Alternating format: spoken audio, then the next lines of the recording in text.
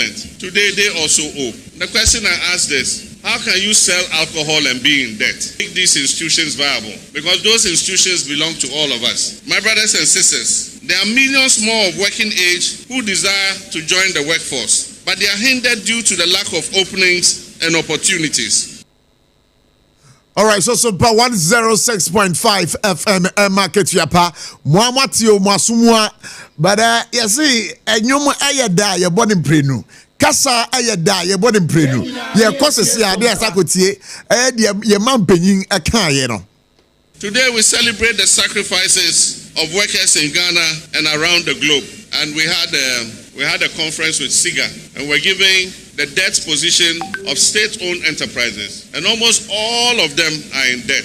Even companies like Gihog Distilleries, where when I was president, they used to pay a little dividend to government. Today, they also owe. The question I ask is, how can you sell alcohol and be in debt? When Ghanaians are happy, we drink alcohol. When we are sad, we drink. When we are not happy, we are not sad, we drink. So how can you sell alcohol and lose? And so we're charging the management of state-owned enterprises. We had a conference with SIGA, and we're giving the debt position of state-owned enterprises, and almost all of them are in debt. Even companies like Gihog Distilleries, where when I was president, they used to pay a little dividend to government. Today, they also owe. The question I ask is, how can you sell alcohol and be in debt? When Ghanaians are happy, we drink alcohol. When we are sad, we drink. When we are not happy, we are not sad, we drink. So how can you sell alcohol and lose? And so we're charging the management of state-owned enterprises and the workers. Let us work together to make sure that we make these institutions viable, because those institutions belong to all of us. My brothers and sisters, there are millions more of working age who desire to join the workforce, but they are hindered due to the lack of openings and opportunities. All right, Sabre, the Kwang Marasuna Makako Din Komobisi. Na said the commodity yenya Ghana Drunkards Association one president our manuswa yene one be din komo when ne be din komo Ra Moses onya aka Dr. Bone it is saying yemu akwaba basumpa 106.5 FM market yapa for God and country jumedie no so na me bato onwe de oh, about the Adam. A cool money in our way at the Abochie. Oh, Obia, Sabre, Obia, Fender, and Chuchi. Oh, Obia, so far. I see Abochie take last year. Ibia that means you. Never answer. And I will fry a frown, no, Yafra Bonnie Bia. I am man paying His Excellency John Dramani Mama. What in Colombia to Ja was inside here, Yanton and Moka. I didn't know how Casas was a Gihog Distilleries for. As an Zana Butong, no Boka, no only dear Ewan I dream with dear and Sa Yanton and Moka. If you say, Yanija, Yadomonsa, the Quarry Homa, Yanomusa. Wow, we are the Ghana Drunkards Association for Presidency. As some we send out Tifajino. Near short on Mampini, John Dramani Mahama. One of the coach, I am a coach you interviews I would do a million. Ediana Wafa. But in the first, someone in reference to the officer, Jewel Distillery, or more accumulative, maybe what? I bet I'm an iron company, Jewel Distillery, or Madingo, Castle Beach, Eba Freight. And Amudi Bakubia attached with a few today, yes. Now, somewhere last year, Anna, former director of Georg, Maxwell Kofi Juma. Eba, now you can't edit without a bit of Monty, sir, and some of why so you're quite intimate. And Sadio.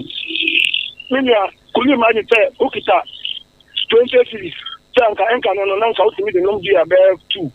And maybe how to meet the chapter bear 4. But it's Okita 20 cities, I want to 2 to Sompa. And I didn't cut about one little Tankabaya or Monte and Sabos Mai. and this idea maybe no ever find alternative. There's a command as so that having. And now Honorable Maxwell Kofi Juma. I got now one of the radio stations. Anna just a Obuya Nimitia. Says I am yeah, that's a yen to me, Yanumushu. Hey, Nayakushifo. Nayakushifo. O Kasamu Yakushifo. Okasa Sabno. And you know, responsible na Modimano. Okasa Sabno. Well, Mr. Ghana, the car associations are. There were the largest number of people at Ghana Drunkards Association. I put 16.75 million. It's a 17 million.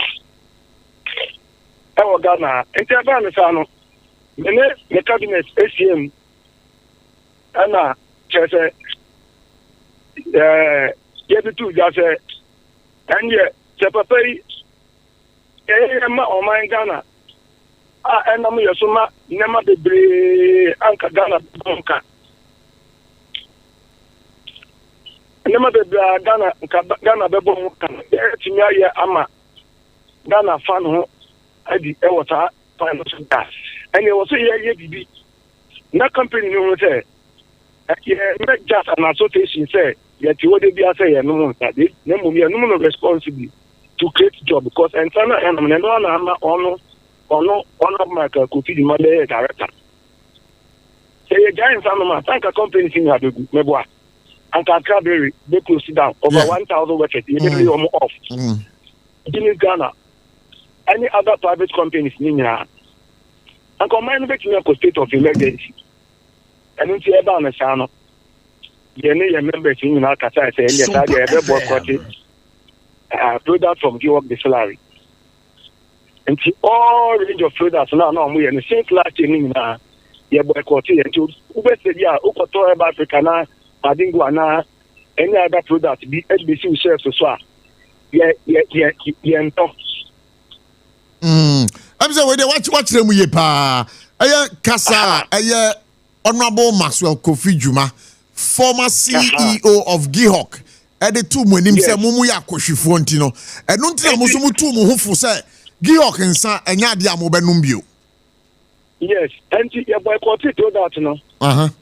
For since last year, with expectations, Sanka, obey issue from apology. Adama association. But here, Chenanima, Oman Kashi, and what you yet one honorable attacher.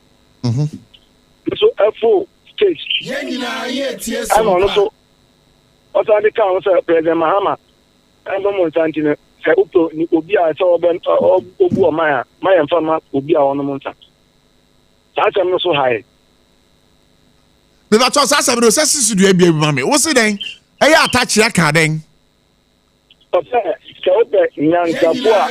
Sompa. Abochie, I'm for minor. Ma, young farmer will be our own monta. And not just a John Mamma no Monsantino, Mamma, my Fred is saying, mine to our man, my president. Aha. And it's us seven harm power. That's also, yes, your money center, only recharge, no apologize. Now the banner attaching a cast asemino. Okay. A banner attaching a cast asemino. Oh, who's a child? Uja, Atamamike, Udia, who said so, Google says, I said, Drunkards Association boycott your product. I will say news in a yende. And I attach audience to Obeuni in our internet. Aha. Sana maini next year. Anka yesho money. So anka na more where na so mutu. Mini anka izi for 16.65 million of the association members were Ghana Hata. Now, Debio, once a Debio got the membership of the Ghana Drunkards Association. I am in Nakakra. Now, members, no, requirements na mo faso mo register members, no. Yeah, what the first members, we are kissing glass there, member. We are a member. I think me a default member. Oh. Default member or official members. I know, Bebo, big tower so. At where who came? Meaning sa statement now honorable attaching and make you know. Now before the 2024 elections. Now yes, before the elections. Before the programming not start here before the elections. Anti don't be bizarre. Anti Mutu Abatia the new patriotic party Amanyokoni because of say honorable attaching or MPP ni Amanyokoni Tatashipa or Casa Assembly Mutu Abanutia. And you say me come about the end to make it different. The difference is that me say mutu Abatia MPP Amanyokona. Nothing Musebi ya afibia ya to about rejected ballot no. So ya muken kind do so yi pa me boa. Aye. I say free camp. Every mu camp. Na guys saying. Hey, anti Ghana Drunkards Association for pana one mo ti be abomoden. Eti me ato abantia MPP Amanyoko. Amasa abre amene o kase. Omodi ntwo a omo opposition. Mami nchirem yi na yeti ache nchi a. Chirem. Once afibia ya koto aba rejected ballot ni free camp. Obi o koto a o study not o kwa koto aba na o unso mfanti wo mfanti. O timi di timi no kwa ko penti de dani peti kwa po na obi also we nya grand in papa. O timi to see ballot box and papers need to be able to for prana confusion see all. And young persons are doing this in they don't drink and vote by. That by will be any better. Debbie, also 1% in the moody then buy. Don't drink and vote. Don't drink and vote. Oh, okay. Don't drink and vote. Campaigns, wow. Yeah. Make I pass honorable as I got 1,000 Ghana be support here. Sir. So, don't drink and vote. No, nature say, who to about we need the hunt to bet on the kind. Yes. Say they rejected ballots, no? So that's it. Yes. And since 1992, I feel 2024 election, if any actually reached rejected ballots. And rejected now by an sympathy vote among the American uncle, and I'm looking kind of see it. Now, so with the current. Website, not political party, MPP party, no. Omo ya lo ya lo mu tiem to obu omo mu jisu he ni na ye members yeah ebi o kwa demonstration bi o omo ye yetimi di nko jim ye ni ni nti kwa mpo omo ye demonstration because ye try be say na ye ba ye nsuro because ye na masun ka bi mpo ye nsuro ti say ye try be na ye ba wow na ya sa na ma we nyina ma mo na mu di ye ntutu fo na mu di atem chete one five say ye so ye to aba man ye boa no krapa na wo kan wo de wo no kra na wo ka kire na tiefo yi mbacho bi mu ye sa wie ye no afi she e ka e de ama giwok this line yeah is ensa no enya se ebia sikadie bi ana nse bibi sa o na mum ye na ya boy court samunto ensa no okay say ye no me that say apetesi say ye nya advert say apetesi ye nya advert so ye no apetesi dey some aha che Drunkards Association ba ye emebu na omo no monta excessive ne sa na ma no ye campaign educate you omo wan so bia no monta ako misbehave or kromda ti say meba ti say efo ganyo who's that video no efo ganyo dey so or executive member efo ganyo mo executive member oh wow anything MPs were a quorum. There were ministers who were quorum. There was a truffle. There was students room. And you want to probably Mamincha head of Council of Elders, Mr. Kwesi Abua. Oh, yeah, Bemunipa. Hey. Oh, yeah, Bemunipa Kesepa. Well, now, an important equal ultimate one man, we are quite hospitals. Now, no di ni for kesa mo fa okay but Ora Jones ma me bisa na se si ano Mama appointed new CEO for Gihog Distilleries. Your friend Jones Boteye. Na se ye bisa o nsa administration assistant say there mo ba no mo nsa no de aboa na. Sir, Obia creating mess na to and first of all I was appointing I was so engaged stakeholders. Oh sir. Oba here no. Yes, said you of no. Oh yeah. Who produce sana? And you get the beko wholesale sponsor na boa. Wholesale sponsor to na retail sponsor so abeto. Na asana edu consumers. Oba here no ya ntelenka. On free bia meeting. Ono here na ade. O hwe kwan obe produce nsano mo. And I miss many members so yeah home. Yes, yeah home. To the moon produce a better warehouse or copy me say no benya against it na ma free say akwan ben na mo sha ye betimi aden atutu edi atu akwan ye betimi atutu nyama ebe ma company aden economy but one appoint to director and I mean president I'm a mistake or any sense of that sensitive institution be to say do work also who consult Drunkards Association Papa no drinking sport that. No data collection of people CEO na ye can asem no. Usu hu no drinking sport that. So no musada. So no musada. Yes, maybe sorry to tell me say. Ejira ka mo hwehwe say agamu ankasa mu nipa na ede ne beko akoto ho. Say onye CEO. Ye mu nipa mpo say ye mu say e board. Yemu nipa I was yemu nipa because ensa no mo ya ye ne test ye ne no quality what I say na say mo to Gihog for nsa na omo fair they say papa na be creating me so mpa choye ana na for ba he so on fair say anye bia mura ndi say ya ye woni say na ye no wanya de ajubro mo mama bufu nye de empafo ana meboa nunca didi sanchire nunca sama kuma toye yam yeah wa na say mo complain say a company no run at a loss I run at a loss say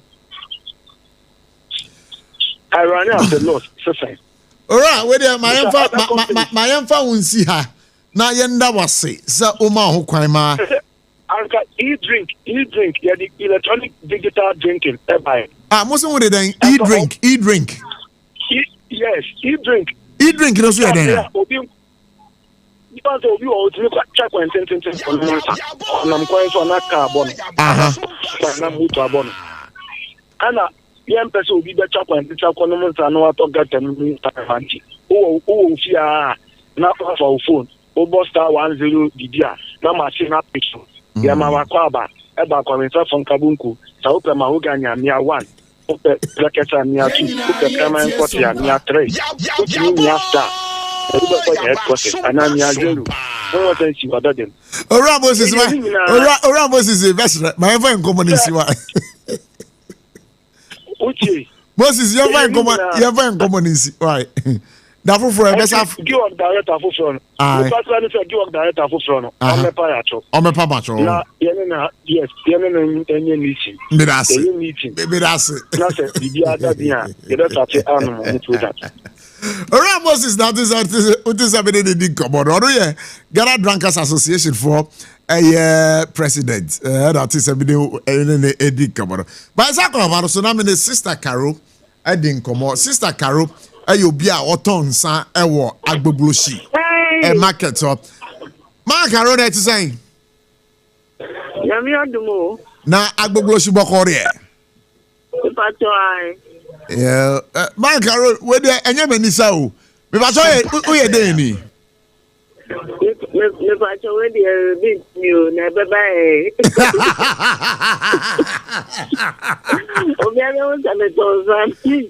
obiama usa tonsan no Carol mami bisa o say ensa bo sign net here ensa bo sign net here What's the stuff for Senate? Me say ensan ebo utonsan ubokana.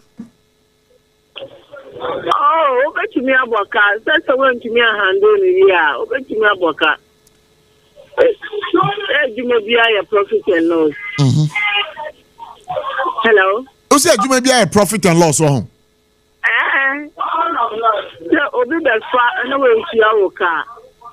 So well, Lucy. but you ever say on a normal day, would you seek a aqua fansa? Ya beto ye piauka, a dear bet me aboka. What's the walk out? Would you seek a Aqua fansa ba. Uko fansa ne ba ye no. What tongue, what you seek a, and no bet me aboka. Oh, I need your own worker. Send your own profit. Sompa. You benya profit eguso. You have a ton of 50 right? What's the expensive to also that's a cow Beniano? Now, Now, Mammy Bissau, I hear Gihog distilleries, Omonsa, Wamo Etono, Ebinini Diawahi. what's the day? Gihog for and San Wamoton, Ebinini Diawahi, Gihog for. You of once I be a castle bridge. My dingo, have a fake. Almost a different. Now, Sansano, and Yabiano, and on the board, Diana. I never didn't say I am quantum.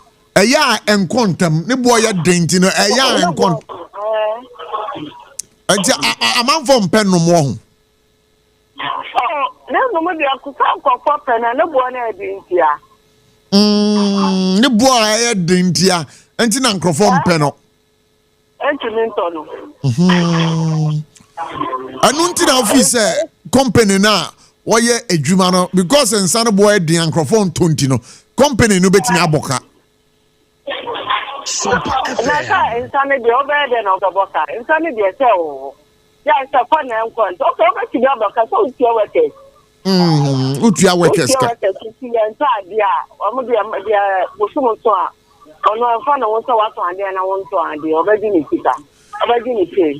Now, Auntie Carrie, Obia Wuton, Sana Wuton, Gihok for Niema.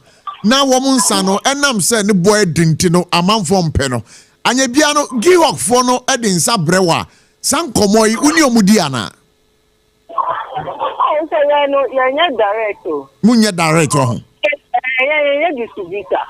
Yeah, call distributors for. Now, some of our distributors one walk rather. But we catch a distributor, so I'm going to give up for the say. Woman son on the board, Dintino, I'm a vonto, a bank on Tesso. Oh, I need the Omo Yahweh. Omo Yahweh. Omo Yahweh, so one check as a person. And they start to go near Diana. Almost almost the end was so warm. Now, but a woman on the in some way by Anna, a lombo bites a homodiana. I can't suppose for the Alomo because you're my dear. Maybe such a yomwana. Okay. Alomo bites Casaprecophone Yana. Alomo because Casaprecophone. Oh, that's no dear. I'm ranted between I'm ranted on Nompao. But Nansen now be catch him and the boy didn't this time on Tandem. I'm sending Nana Boyer. But you of what the end there was so soon in now. Gihok for the end there was so chaining na.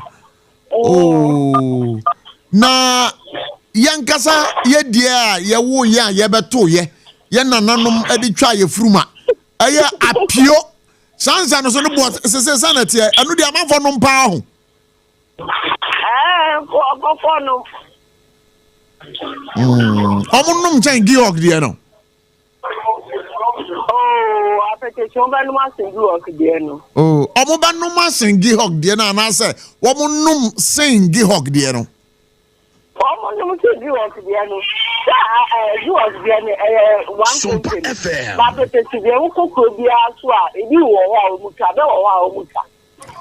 And since I would give Gihok, dear no, to apetasia. Diana, the boy ding.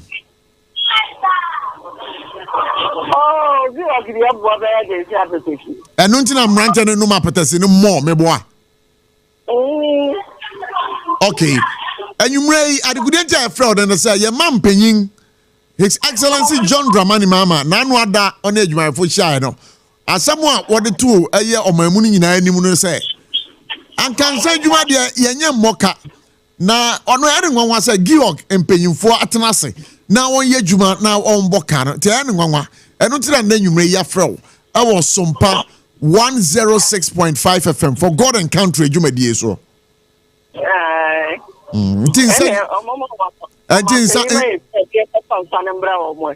o se dan Lesi o man penyin we study nkokwa nsoma o mo o man penyin nya dan Oma ese akọkwa nsoma omu. Oma mu ma ese akọkwa ba. Na say no say Giok mpanyimfo atie wo a. Menim say Sompa ye kwa chire pa. As we speak now, ebetina ba say Giok mpanyimfo atie Sompa 106.5 FM. Say ye ka say fa futuo e de koma mpanyimfo a wo mo Giok a den na be ka chire omo. Fa futuo afama Giok empanyimfo a futuo ban na ode be ma omo. Ejuma ne de so omo hwe kiye. Because ejuma won office tete. Anso na omo nya ba be tutu. Say ejuma omo hwe ni ye. Efisa ya aban ejuma nche ya omo nye serious omo. Say obi service worker nka obo say ekwe na elim so na ese o hwe kasa ko ni adia say ye nko for private ye government dia. But say ekoso. They say the money in telephone to money no almost. Yo, you better say, but before I be jam akokra no, uji tum say, ansan djuma de yanye emoka me boa. Oh, say djuma de to the company ni de o be de no maboka. Ba o mo twa be ni de o mu sumi boka because o to abenu, isi o twa na se fa be no kwa, fa gallons no kwa o mo boka. Sompa no bi to na so wentua o mo ka so a o mo boka. Enti aban de ni de Giok ni de eni kwan so o mo boka be boa. Na say ni de company na no nso so obi be fa so o mo discount na o mo di aman. Nti no e ka na free fa na eba. Sister Caro akpana osia. No. Mara kwa fona ma. Ale Kenya apa motori. Ofonya. Ayo, ke bye akpasia. Bye. Bye. What's this with Sister Caro? Sister Caro ya go ready. Oh, na for the tako apetesido.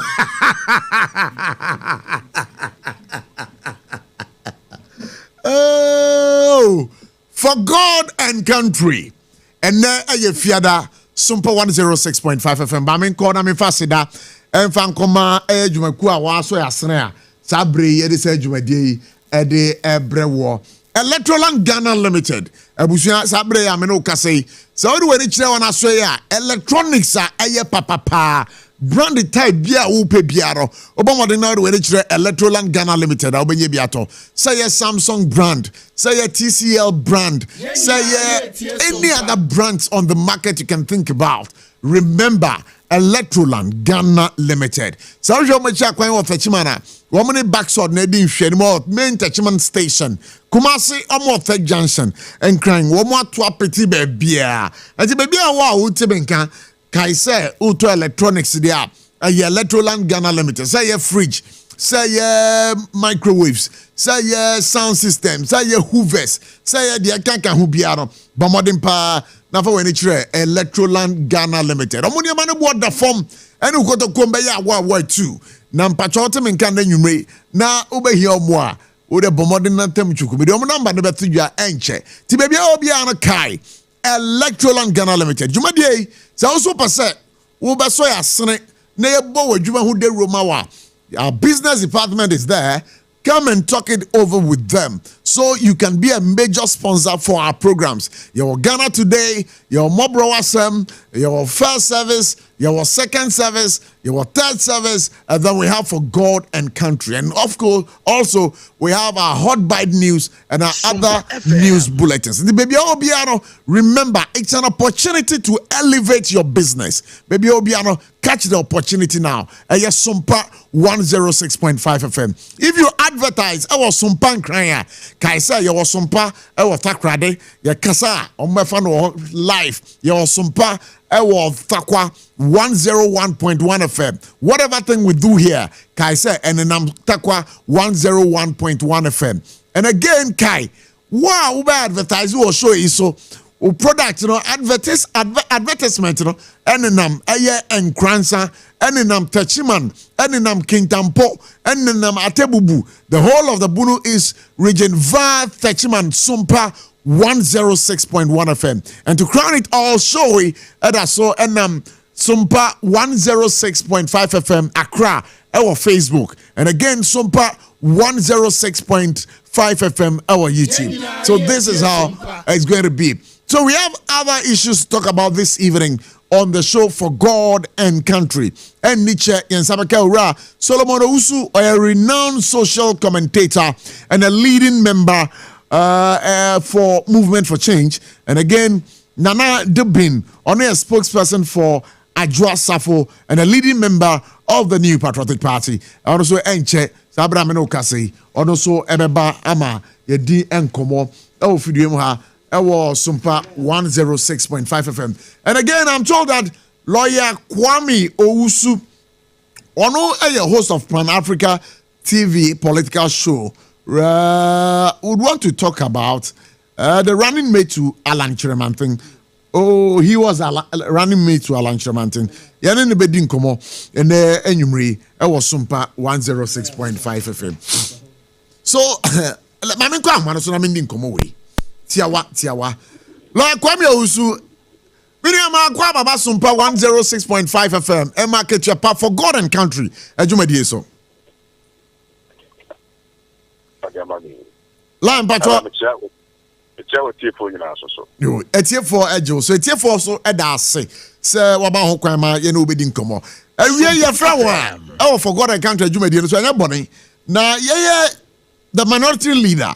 Ghana's 9th Parliament. Honorable Afenyo Makin said about to just say, your man paying the 7 appeal court judges here were appointed to the Supreme Court. Idea or person running for 3rd term. I don't know what goes into it. Can it be possible?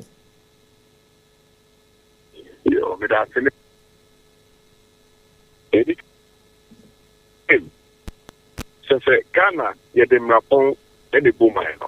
the Constitution of the Republic of Ghana. After your market, senior bad, the Canatem Sopa, Timidina of Fidiation kind of once and bonnet, so when you are so beer, Amanasa, I said the Kutupa, now Manasa to them or Kama, on for National, and from there.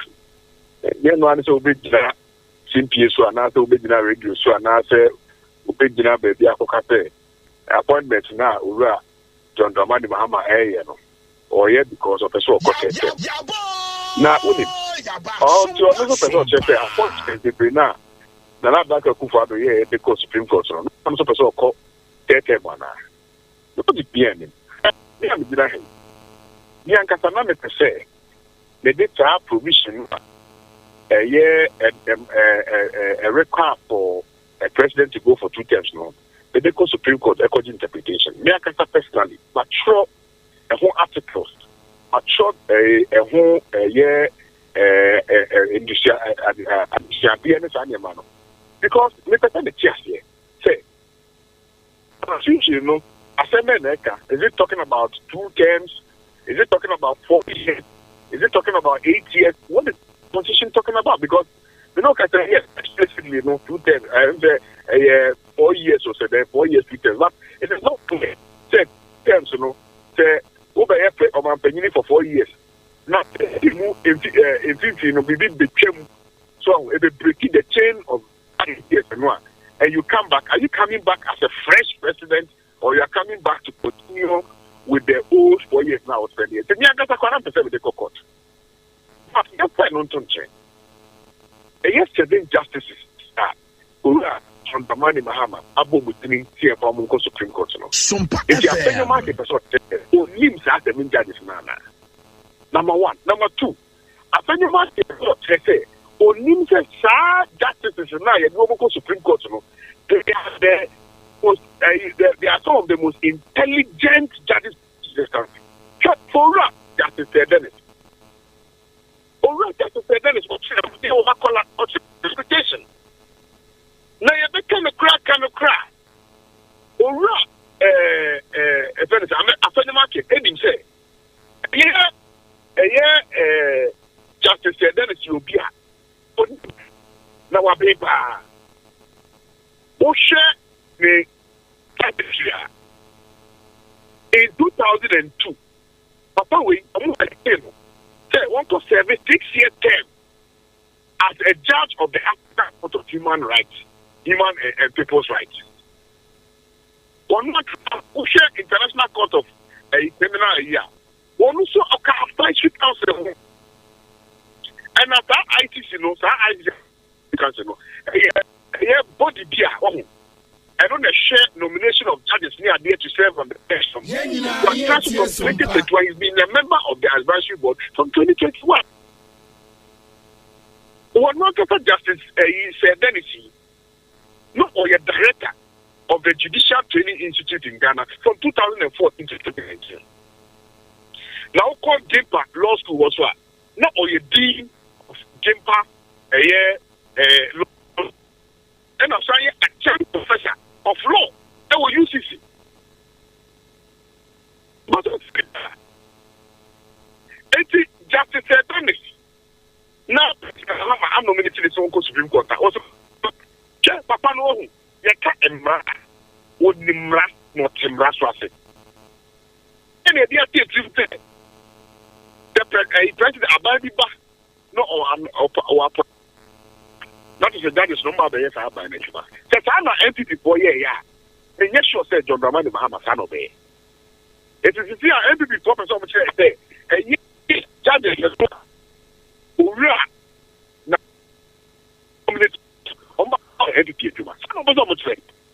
now, lawyer, let me find out from you.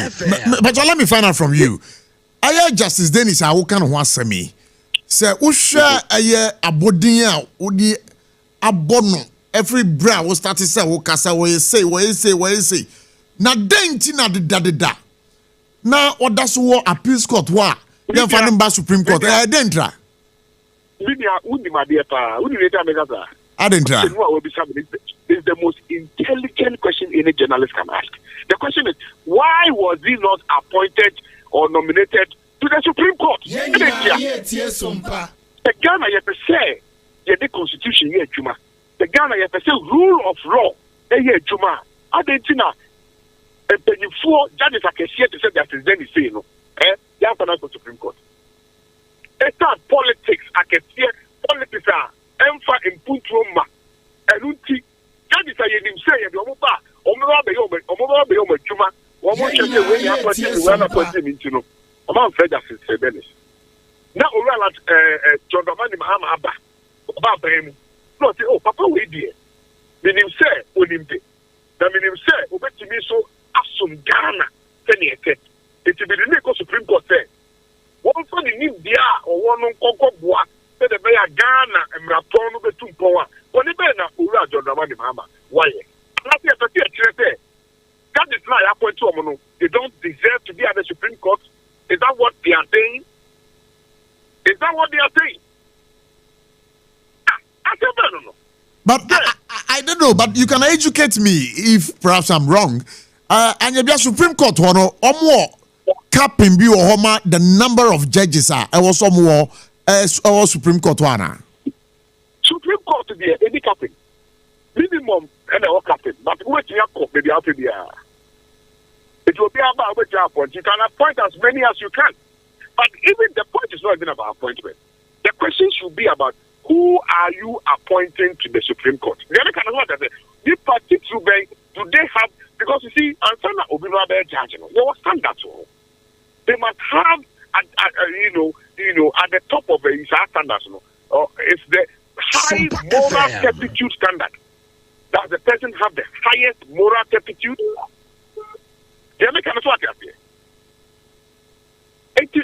The one near John Dramani Mahama, the president of the Republic of Ghana, why and then one event why.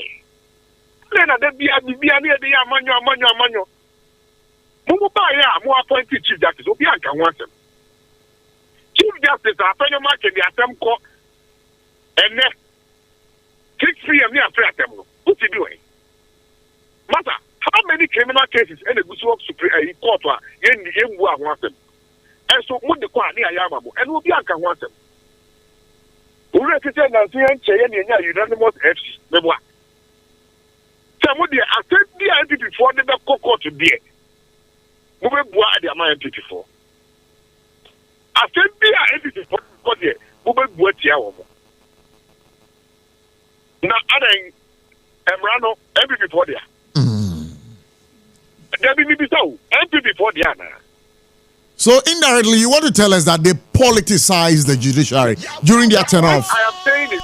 The point I'm saying is that we should stop politicizing the judiciary. We should stop politicizing it.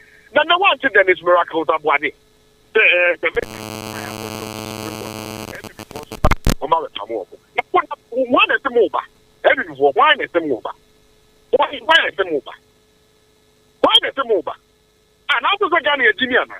But said there will lawyer said there will Casano. Somebody listening to you out there would also think that you are playing politics with this appointment of the judges to the Supreme Court. No, that is why I started by giving you the biography and the credentials of Justice Dennis. And I use Justice Dennis because I know him personally. And I know the things he has done. In fact, when he was appointed to go to ITC, I was in the law school. I know the man. The man has no political color. On your NBC, on your MPP, on your Juma. Justice Jamepe.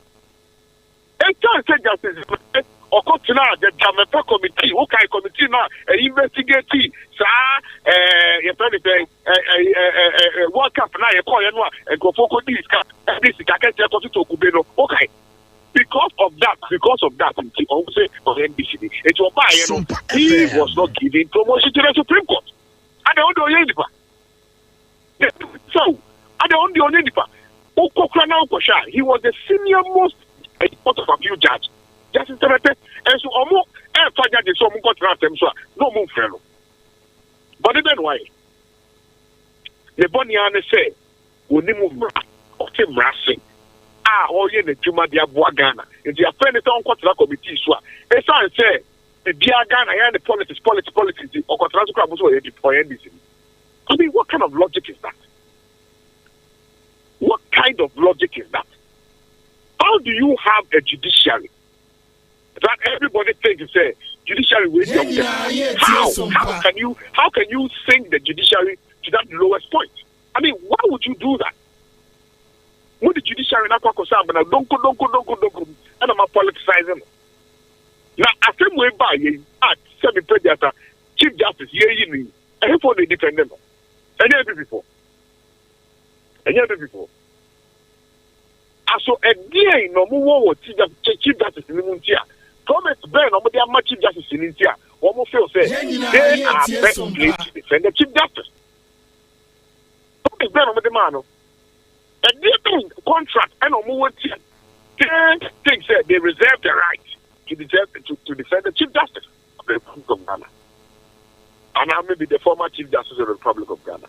What a politics echo by and you're before the 30 years. And you're before the 30 years. But how come the President of the Republic, okay. How come that the President of the Republic of Ghana is exercising a constitutional obligation imposed on him by the 1992 Constitution of the Republic of Ghana? Well, say you have a problem with the exercise of that authority. How can you have a problem when the President is exercising a constitutional mandate? How can you have a problem with that? How can you have a problem with that? The exercising constitutional obligation, you didn't have a problem with it. But Obia Ban or not, on there, he doesn't have the right. On the Odipa. Or no, everybody in the percent. We are the party through except President Mahama. It's President Mahama there. Or no, the constitutional rights and obligations in there. There's a problem with it. But every before they are special human beings. Over there, Ghana for they're not Ghana for. If you're exercising constitutional obligation there, that is you don't have the right to do that. I mean, what is that? But lawyer, earlier on in the conversation, Uka said, now Upasoko Supreme Court to seek the interpretation of the Constitution as regards your man Penyinga or Tiswaro. Or Betimiako, another third term. When are you going to do that? Well, I'm still, putting my document together. But I just want to put it on record because you see, I want to understand and get a further interpretation as to whether or not provision, it is a provision that allows for maybe I want to say a consecutive and other concurrent. What I say, the say 8 years I will come. 8 years I want to continue. And after 8 years, say a much. That's the time, but you know why 4? Right? Now I'll be 2 episodes. Are you coming as a new person or you are coming to continue the old one? But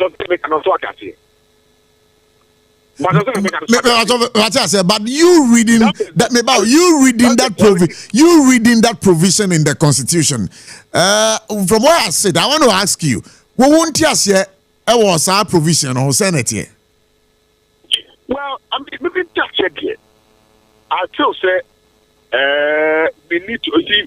First of all, I do not want to make pronouncements. Obi after say they may push it for 10 time for John Dramani Mahama. That is why I am saying that the only body that is mandated to interpret any ambiguity in the Constitution is the Supreme Court of the Republic of Ghana. And as a citizen of this Republic, I am enjoined if I so find that there is some ambiguity in any provision whatsoever in the Constitution, I can go to court and seek for interpretation. And I'm making the document to go and seek clarity on the matter. And maybe the person the can't say the person will be transferred 3 times and will be transferred 4 times and 5 times. I just want a better interpretation so that all of us will be clear in our minds. Because you see, the only reason why entities for not raises our concerns is because it is possible, say, John Dramani Mahama, Supreme Court will be maybe it is possible. And which is before now started, the trade be in the media called flying the kite. So what I say so that they will get public sentiment, public support near the Namutan when men can so much not say and Yadia support no Munomania. It's at the Ghana platform actually. Yapuamu, you may airtime. It will not be much. If we go for constitutional interpretation, which I will go to the Supreme Court to seek for, and it is clear and evident and conclusive. Say, the provision in the Constitution which talks about the 8 year, it must be continuous one and not truncated at any point. Then so be it. Then so be it. Then so be it. Then I'm going to actually do that. I will come back to you when I'm able to put all of my research together and go to the Supreme Court to go and seek interpretation. Say, I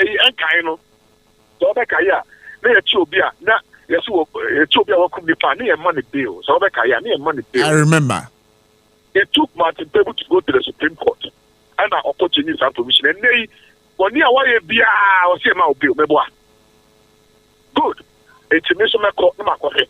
Say, it's a moonwa. I want a constitution in the Mayano. Or church in Muyana. So I'm church in Muyadia. And you're not Supreme Court. It's been churching. We say, John Dramani Mahama, which I could give.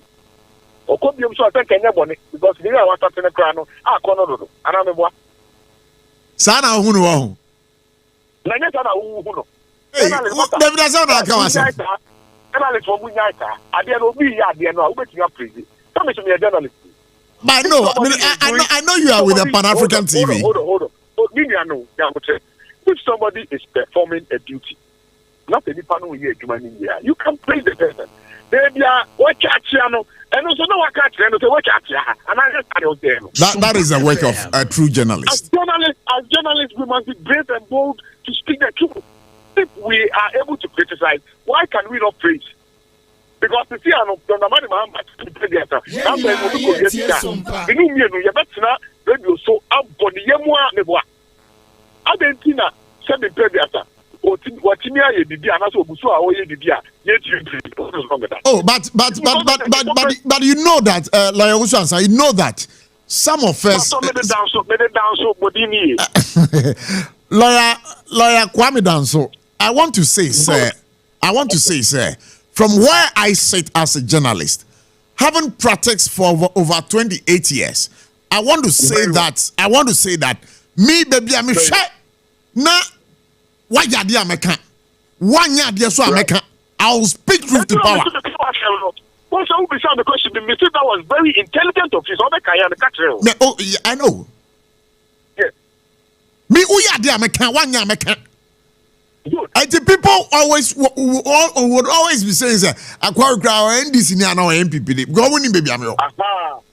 Good. You see, when you get to the point where people are confused as to which political party you belong to, it means that you are doing your job well.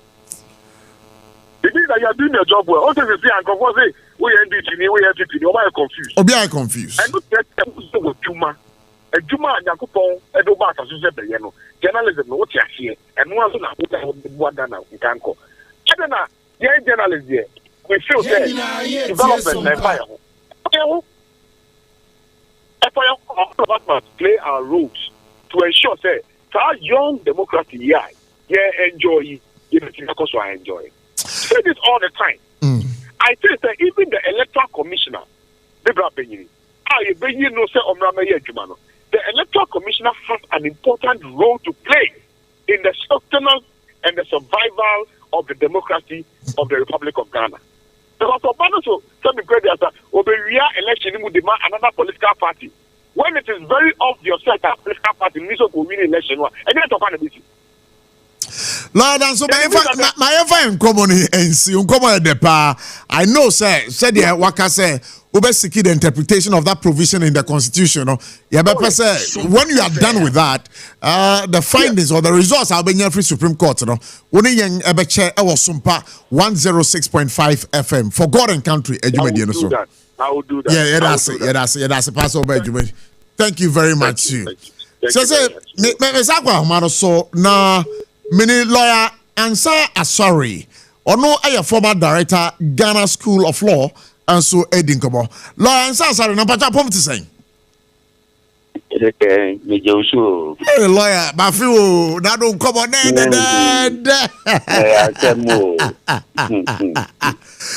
lawyer. And then you about unchaya na enya samboni bia. You see President Mahama abomoding a promote 7 appeal court justices. They are called the Supreme Court. Na ye bisase. Anya biano sa promotion ya wadi ama 7 appeal court justices. Anya biano adwin pobite chirana. Yo, Medawanate. Niatine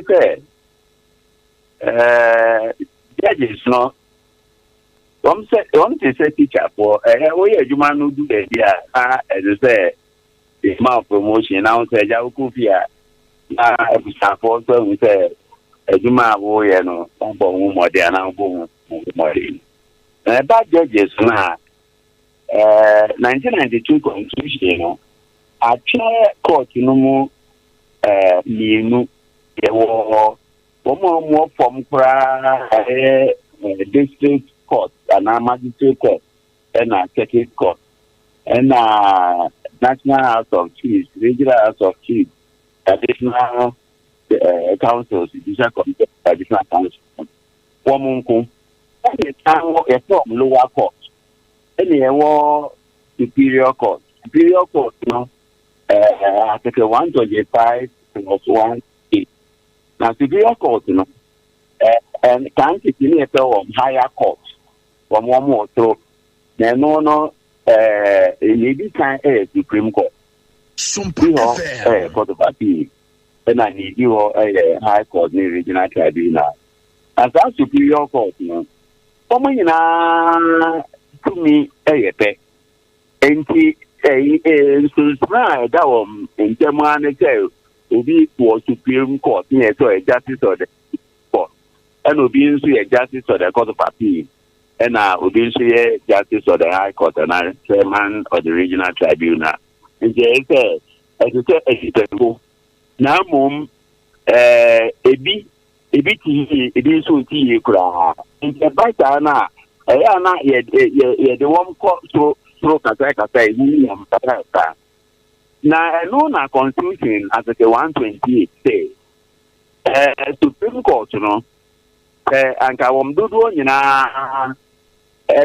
say, Namum, ye cha, figure into or say, Supreme Court, they do start to get here and drop, Debbie, or say, and say, a year below 11. Namo, and Chester, and you say a bro. Figure so, and no, the president, Wama Buffy 1992, where Rodin, Kufo, Mills, Mahama, Nanado, and Mahama, Yumno. And no, I want the bubble. They do know the Ashe goal, they do know so offside, they do a penalty. And the president, the Abba, of a or they or non so media, Capra. Account. Now, Yamita and Kanokre promotion of Basana. Yeah, I am president now. Omo etu anamo edikaino. In Tempino, yeah, now we of hanging home. That you, David, on Kangin home. Mumbontrano. We of hanging home or Kayan and a Monfamano. And they say, do so, they do this or no. Or superior court obi. The essence of superior court, you know. So I won't go there. It's me a pejano. And no any confusion about. And the number a man 40 as any say. Constitution no and chart a number being to hotel and this a broso there be. And you say, and only be that to be a begging. In the state, President Mahama, they say judges no cover for the two. If you don't class it, they do 100 and then 20 days about no, you know, Niniano, it's not Manoto. The amount for you say yo, I say, if we be none to obey, Mumma and Fancy, ye baby, and superior court and Supreme Court, you know, a bro. From Dodo Ebro, ABI, do so, then one no, Sana confusion, say, not say, and the Embranon Fati get there, and so, Yanko, a promotion here, Abbey, Nianche said that Niquemana. You kind of, I say, maybe a tremino, ya bypass it. La bypass P. Usha Basana, Womudin Dika, first three names, no? Justice Dennis. Dennis G. And two Barry, no? Woman, Yabatra, Mahavide. I have to say, na no officer dent na ye botra omusa. Okay, and on Kayan. And one no. Okay, who and I say on Kayan who no. Because Justice Dennis, I know say be say 2010 and Oko appeals court and I'm a boy. Papa. 2010 Oko. So within that 2010 no, I copied 2016 na NDC and an EOHO and an MPP beji. So what could be the problem with Justice Dennis? And I make an who won't say a judge is to be a while. One more day, Rano Pen, Omunimo, on Tiano, but yeah, I don't know, I only saw the talk. And say, hey, now when you send something, Okayan, I'm going to get you constitutional case, but I'm going to be Yampanonko. Oh, Okayan, Yampanonko, near the Noko. Now, Nina and Phantom Chain. Point in the say, once I have bypassed the work, no. Me didn't say, President Mahama Kuma Mise. Obia Juma, the promote will be called Vapidia 2010. na obohwa semisa na yatra na ti abofra asa be ti na obo be obo na on em say president jeka say da nipa enumbi na ya batra wom na no moma ti o ma pre boni ben ya no ma ya yentimi empepa mo fa o mo nko don't I say nti wom ma mo tantre no de atembia ni o mo bibia ni wa chese ensenka ye do mo ko wo ma pre wo mo line no mo sa obia ko to law book na ja wo nti wo mo fa empa mo ko na mo edidi so no phone na aka no pe na ente akwatra nipa be dunum na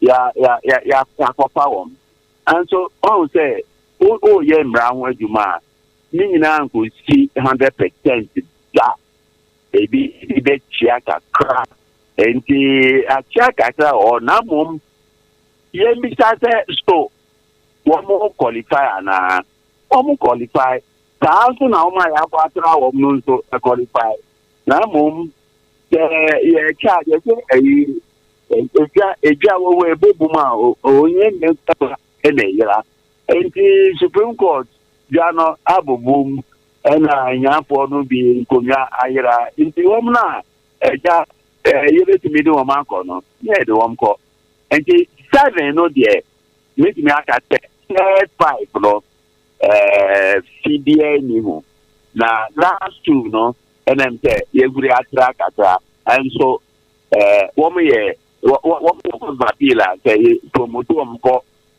Supreme Court ediwa ente wom fata yo whatever that's it. Now the issue about the politicization of our judiciary, I dare say it has come over for talks within the media space, and Ghanaians equally are worried. So say an executive, the legislative arm of government, it's politicized. The aka judiciary so the amanyo remo. Want to find out from you, being the former director of Ghana Law School, what should I lawyer Ansari? So say, what is the way forward? What should we be doing? Yo, say, no man be over. Yeah, appointment no kekeo, but me income. Yes, politicize. Yeah, judges will be so calm. Mama and Kano Kore. Yeah, judges will be calm. Memamo, example, Bako Pe. No, they were done to be to Supreme Court on the friend of Justice Francis Bega. Or your judge, Mapa, only Mumrano, they say Emra, Ghana, Supreme Court judges are on my term or can be pa Justice Bega. Justice Francis Bega.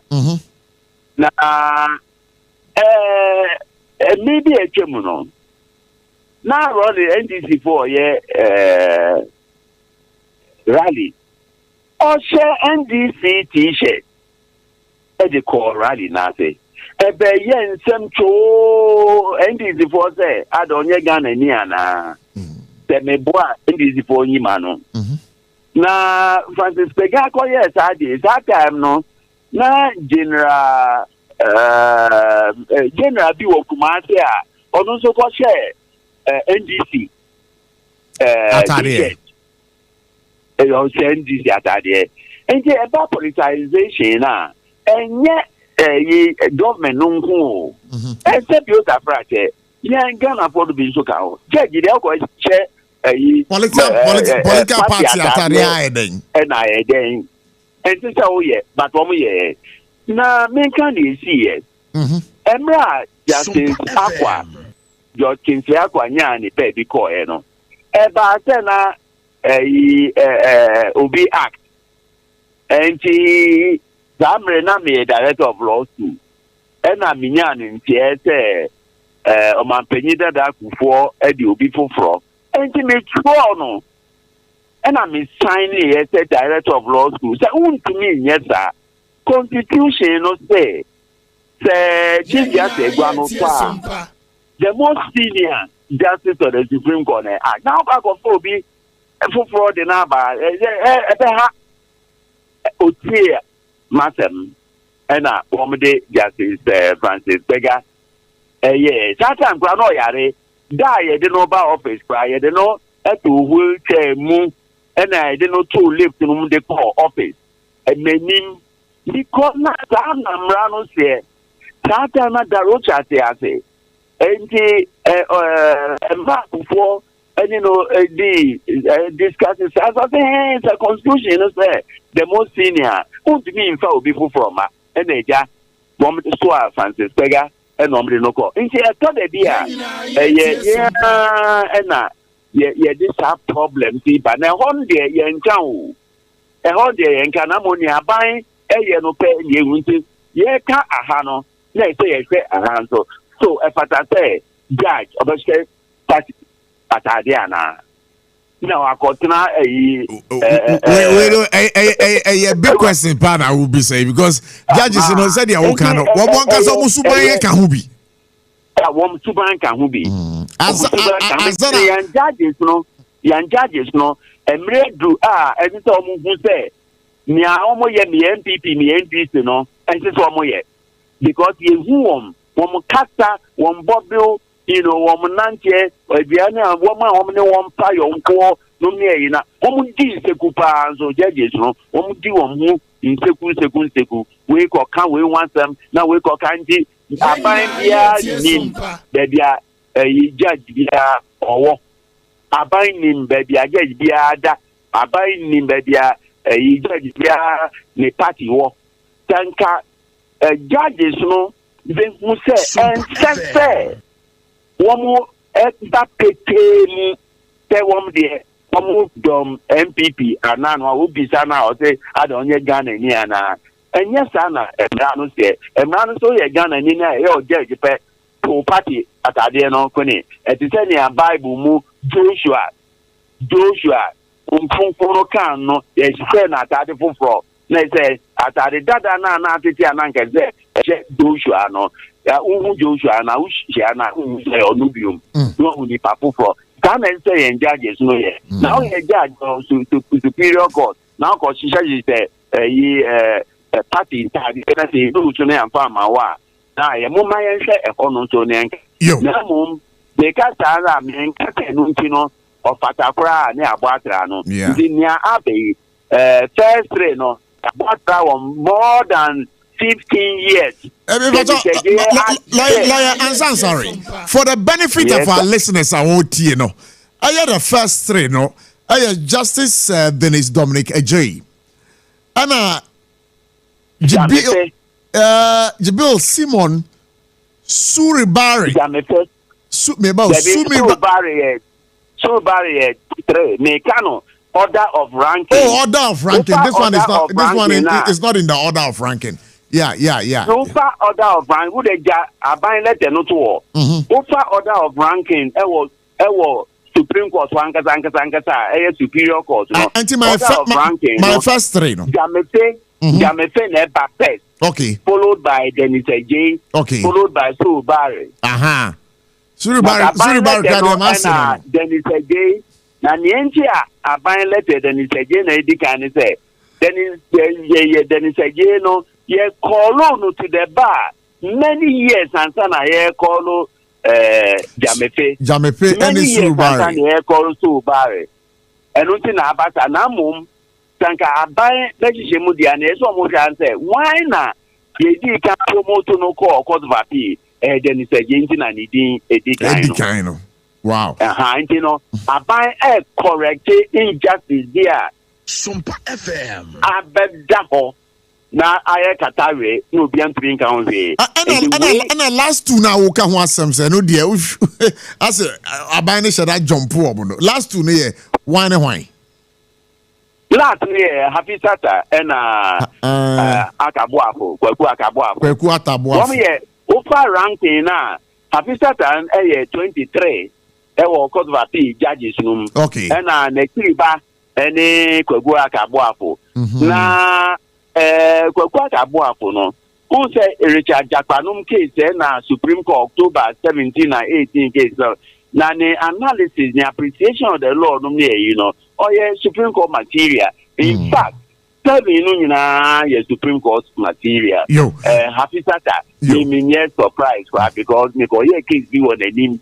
Emma, me lose on the name. Me na me born about na me say wa church no. Me surprise say. Supreme Court. Yo, sorry. Mami mbisa onanu adana mini udin komo. Ewo fidue mu ha. Ena usi studio say. Eye ye man penyin His Excellency John Dramani Mahama. Anamonwa wetu e dia suspended Chief Justice no. Enam mrakwan so pepepe. But when ye wo say me pacho meba. Ye wo say amanyekwo bia ka omo abomu a nyame adomo edadwo.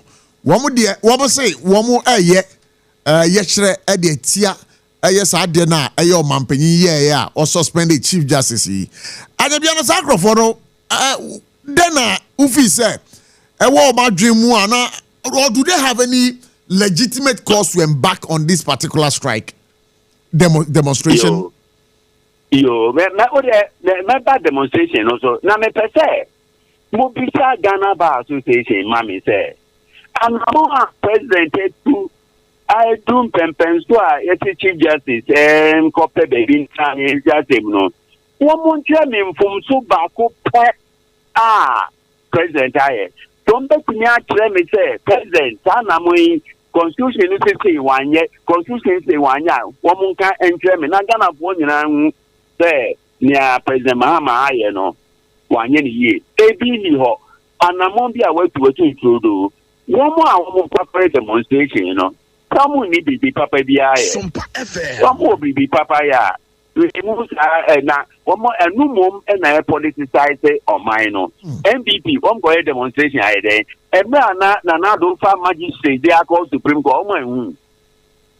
Na do fa magistrate they call Supreme Court. So no for the benefit of our listeners, Obutie, Magistrate Ben and Nanado fa no dey call Supreme Court no. Nanado fa High Court judge be Supreme Court. Botra then is a from High Court on the ground now on Zoom. Yeah, Justice Gao no on Zoom court of appeal 1 day. They say I don't know call Supreme Court. Then MPP for Nanado Justice get to talk on Udin. Then MPP for farmer so echo can say Gina or the Aban or Abofra will water and think our own chain sign. Then MPP for means only MPP. Some of my can or mine no dedia make a time so mine no wood or mine no ye did. I don't know a damn comato. We are NDC, not over to me. Just Liaqua, me MPP. Nami ni say on your MPP, but one of the best Chief Justices you could for appointed here. Yeah, MPP money. If you don't go out and say, one panel on your thinker, if you don't catch someone cover, Modibo Clan, or not only Ghana, and to be a name baby or if you don't crack, I said there be Modibo Clan, AB Cran or a CPP, your mum pay MPP, non fan yet, Darocha. Omanpenyin dada kupo edwin ye ma omanpenyin dada kupo ka ono de the Chief Justice of Epano NDC ni sorry ya brand ye tian but okay bibi say we MPP ni mapa are you a paid up member of the New Patriotic Party in terms of dues? Sure until recently now me a council of the chairman ewo Ekwapim North constituency. Wow. Founding members make a home. Wow.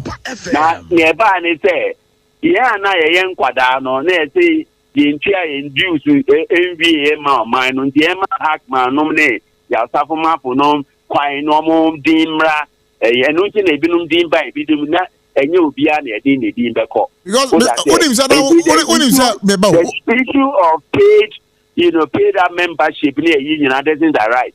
MPP phone him to mama some party no na ba say ye can okra na fi ye ebinum atim na can okra no trodo da. And say no sana MPP amanyoko for ne hu. Oh, one me say me can okra no ntino me MPP papa. But one MPP papa no ena ye hu. Yeah, I see MPP ye do no anti la ye call report no you can say executive union I'm resign na ye ku nu ye mra ye ku no say woman enim no pre no na nka me office or Kingsway ena nka MPP mpanyimfo no eba meeting ni fie wolate ena MPP mpanyimfo 1991-92 Eda edubu ahe ekubia eko isomanya no mitie ena womu bese na first MPP rally after Congress, the successful Congress or University of Ghana no latte any ekoye edisheme nunyam womu se womu ye ekugudam or MPP mu no samebua womu nko agrofarmason go kase mebua first MPP rally ye no Kubasi Plaza because of ancestry lawyer and sasa na but sorry man ako okay sorry man ako sorry aye Anglican, near register Anglican Church. Oh, Anglican. Okay, that's fine. Before we are down, Medase. Sorry, because that's into mommy. Mozamadisco Cristo Lawyer and Sansari, former director, Ghana School of Law, Ghana Law School. You better was pass it over. Anytime, any day, you are welcome to this particular platform. Yamin Kosu Lawyer Ansa Asari, former director of Ghana Law School, and artist especially on the promotion of the 7 appeal court justices to the Supreme Court. Are you going to Green Street? Green Street, Prof, me that say. That to say. Nyankopon adom Prof. That before that, you been your solo borusu. Solo. Prof. Hey, what's the mind that whole party? Yeah, no. Hey, solo. In some about Ghana Zim. Hey, solo. Solo to be throw jabuta. Yamene. Was it honorable Kennedy Japan? You show your beja bibi amanyoko. Beja.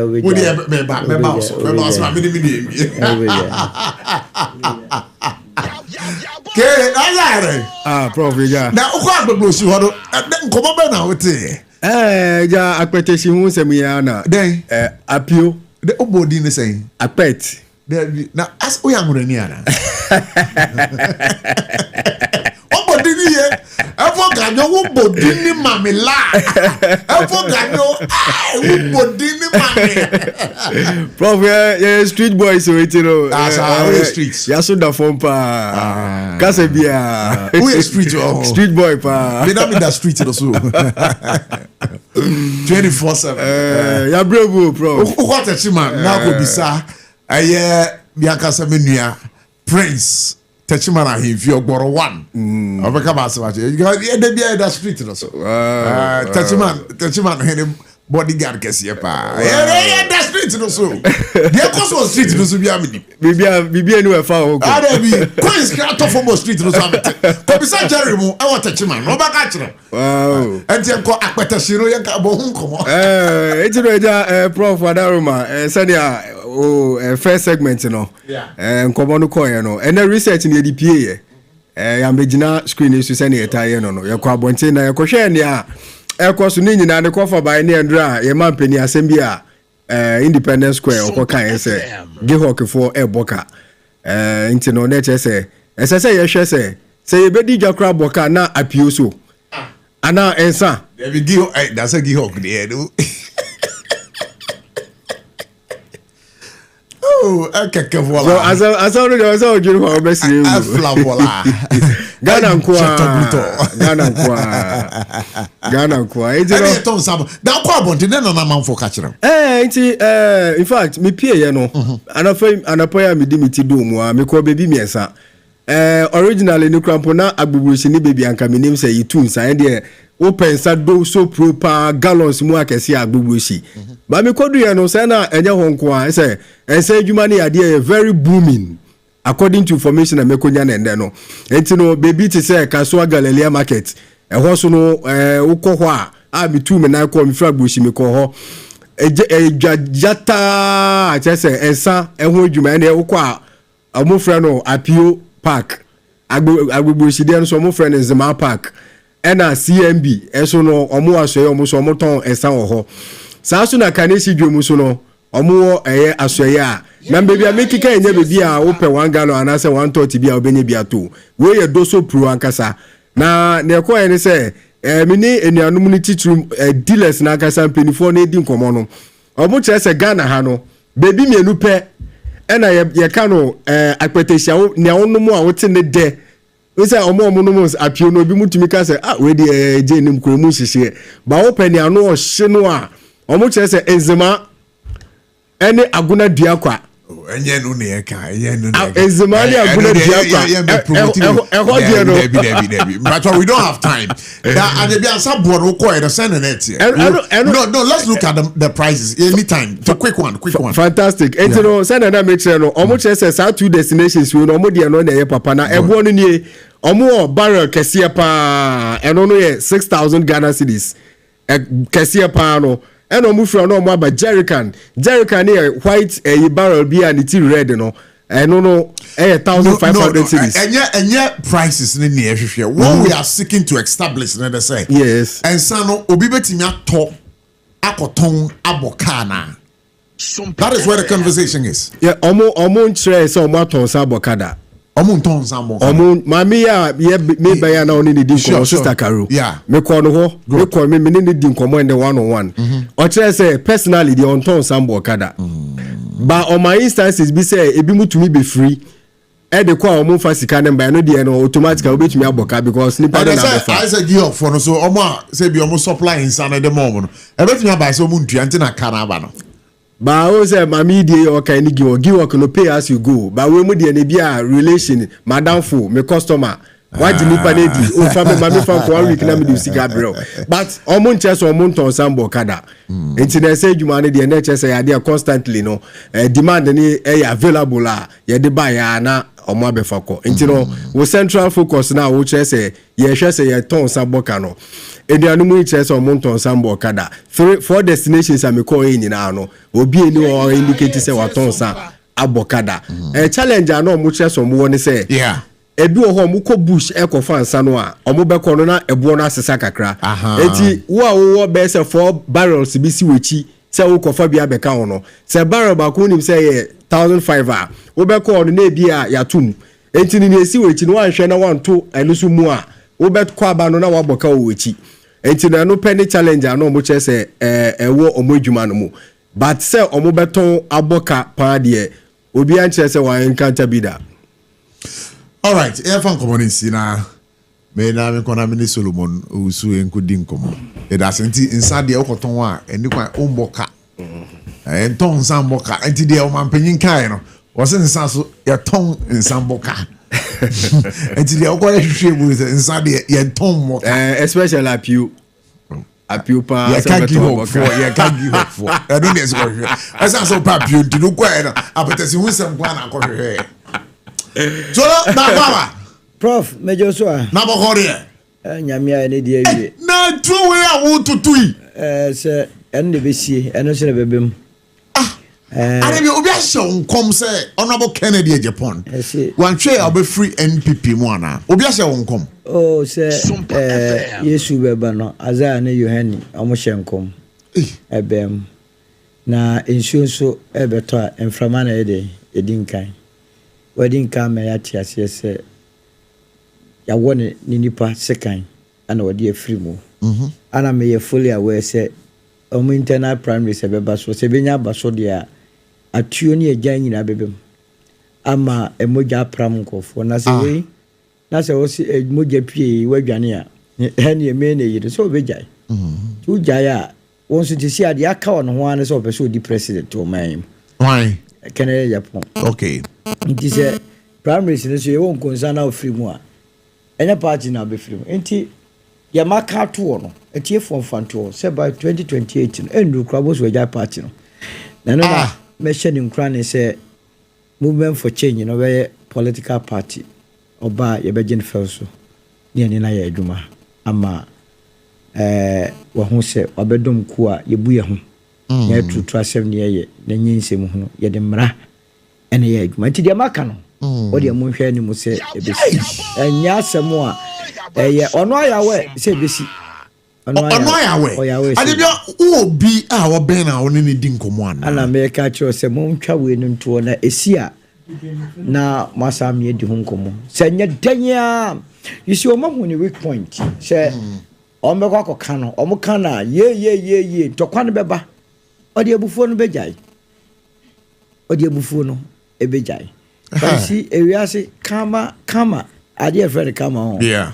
e da mo bia kama on e da ho bia e real obi obeka cho se kama enye real bia no boa o twa nkontompo yani ko internal elections time rural anchemante wo MPP ana special delegates election conference ya na yesi ye sone so eni pedu a yakwakope flag bearership ye sone so amana ba bi yinu ana ye bro rural anchemante agent e wo raba o mi akrom ye friend Zack ye bro no papa na ni nyina mamoja bai ana rural anchemante se minti ye ko contest keke na obi bai be bro ne plan no matwe mo afrim e wa na Kennedy ne nkofo sha ase ka kire se opesa 1-2 matwe me bo na ne trimiye ne de and ofrim ela de na ma ofrim e obi oprai samre no ye de sa ya ka de ne sansem hunu no e ye owura lanchemante wo de MPP no mu na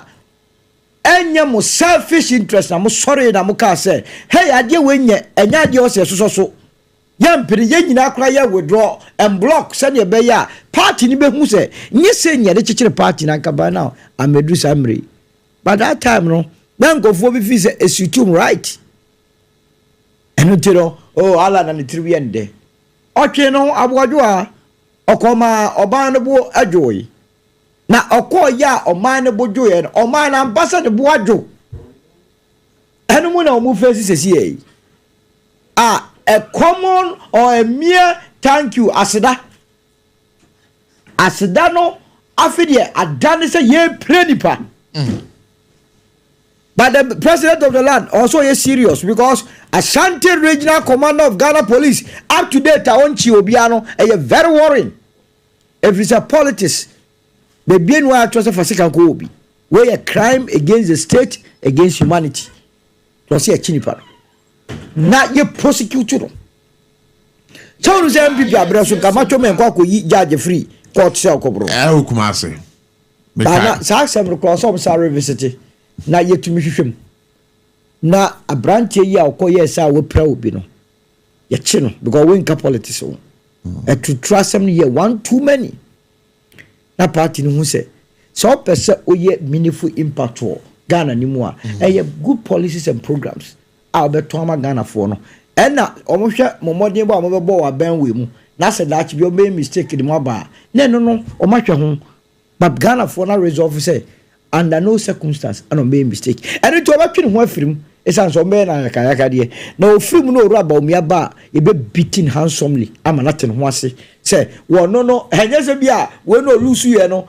eye flugo we dey the next election 2020 nyame man nyina nkwa na percentage obinya no wan hwe ohu abato a wo ma ho bio ona bo Kennedy Japan wo mu nyina ba omi obi enu a obetu across anything dey amode ba Ghana for no o makono dey ma bebu o ma ni bio dey pa na wo mu a mo ye ntia mo se yensa fam and the rounds are omu koi omu dwane firi omu arekoso enya nwa prof sa banya na wombi the current the former vice president or flag bearer no catch say 3 days to elections yet to fuel mu no nyawe ogidi why na nim say fuel yet to was is a automatic formula okay so no nyawe o si no nyawe o so nyawe yanka na when the catch obi ade ye deregulation kroma o say wonni no kra na kroma ye be man confo start di no kra politicians be start aka no kra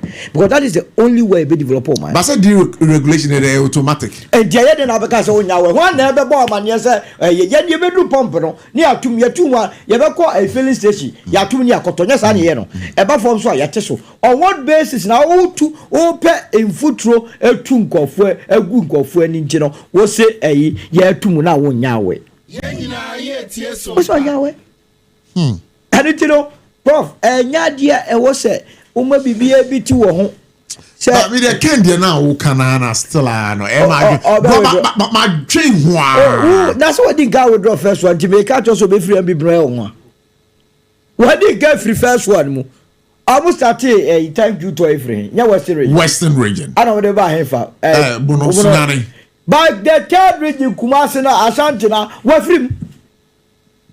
So, what do you make of the brief break of the national chairman of the New Patriotic Party? It's in line with it. And in Guasiano. But it's all Yario. Or Yario no Costati. And in Guasiano Banaso. And what Oma Mana ye toothless and weak. Oma weak in the position because NPP's constitution, all the way the leader of the party. Now, him find out leader of the party, Yakobe Bia, na Enquadakra or Casan and Guadacasa. However, yeah, the next baby no more the omope. Just because on so one kasa. Etina me busa mo say that the nyina no wo pressure be national chairman na kengengwa. We ana no be kire. You total waste of our time. Enya ya de bia nimguase na e ba no ana so se no ana wo se ma mentwe me ho. Wow. Enkoyi. Enkoyi because otie kodua so wonya emergency bi akra oba be solve yare ankofa comfort na twe on ba akra wo comfort na twe ni koliwe the same pedestal the same level enya yade ba say bia nkran no tinti no oba fie na eja ehwe na kra wonya nkwan kakra hwe all concern na yade bi dodo na go on start kra na akwakowi obi anu na pom de no inso a apanda with any doctor ko on start kra na koyeyi we die bebie du na aya sefem aya kan aya niwo and then one by the bet me glorify adia esi o thank you first it was open confrontation Abochie versus Kennedy Abochie emuade o stage no to bi ma Kennedy na Kennedy so mu no no so to bi ama no na say ye di president say but meanwhile no candidate last flag bearer Baumia no na ne de o stage yo because some na ye kano Abochie kano one be the ultimate beneficiary of it enye ora Baumia ne be beneficiary etie gu ani mu asia na uluku so stupid na ono ne dia fam ansoa ana seka wa bemu otoa so toko so toa so eko the other places I'm telling you so besu when e bobo hwan oh anya de anke besu Baumia boys no macho fo e obi anko mebo hwan oh kenefo on be bro mu pa on be bro mu hwe solo me na kacho on be bro mu pa tikan so awedro sani be ya aboadwo a mo bo badwo mu ba mama mi so na sa demonstration a baso nyame adoma edajo maybe so this on demonstration no say o man beni yamani to me say otumi the ma chief justice etwe no ho no and ho demonstration ana say we almost cause our demonstration we are meant to make a demonstration also make a demonstration yes the following day now say o man penny make sure say suspension ho committee ni nyoma adwumantem na the only ba betu dwa bia no say maame no ho enye so a mapam de free immediately obi no be consider obi a say no so so a no atena ho no e de o man ne achichiri e de o man pa ne achichiri mon kan kire me say yen nyina omampani oswe so we defend the constitution anambwa be there say lawyer Kwakwa Ansasari one fancy yen nyina na ne one MPP on dem so akem but say akro koso MPP no on be chisi no so we can no but say party dem pe voices a e kan okre say ne ade we nya ne ye kase ye committee ye ngongo bro prof na so wo kase da bi prof wa say ngongo bro ne mpene so a we enemy of the party. Wow. No dissent. Wow. Either than that, Article 146 is so clear.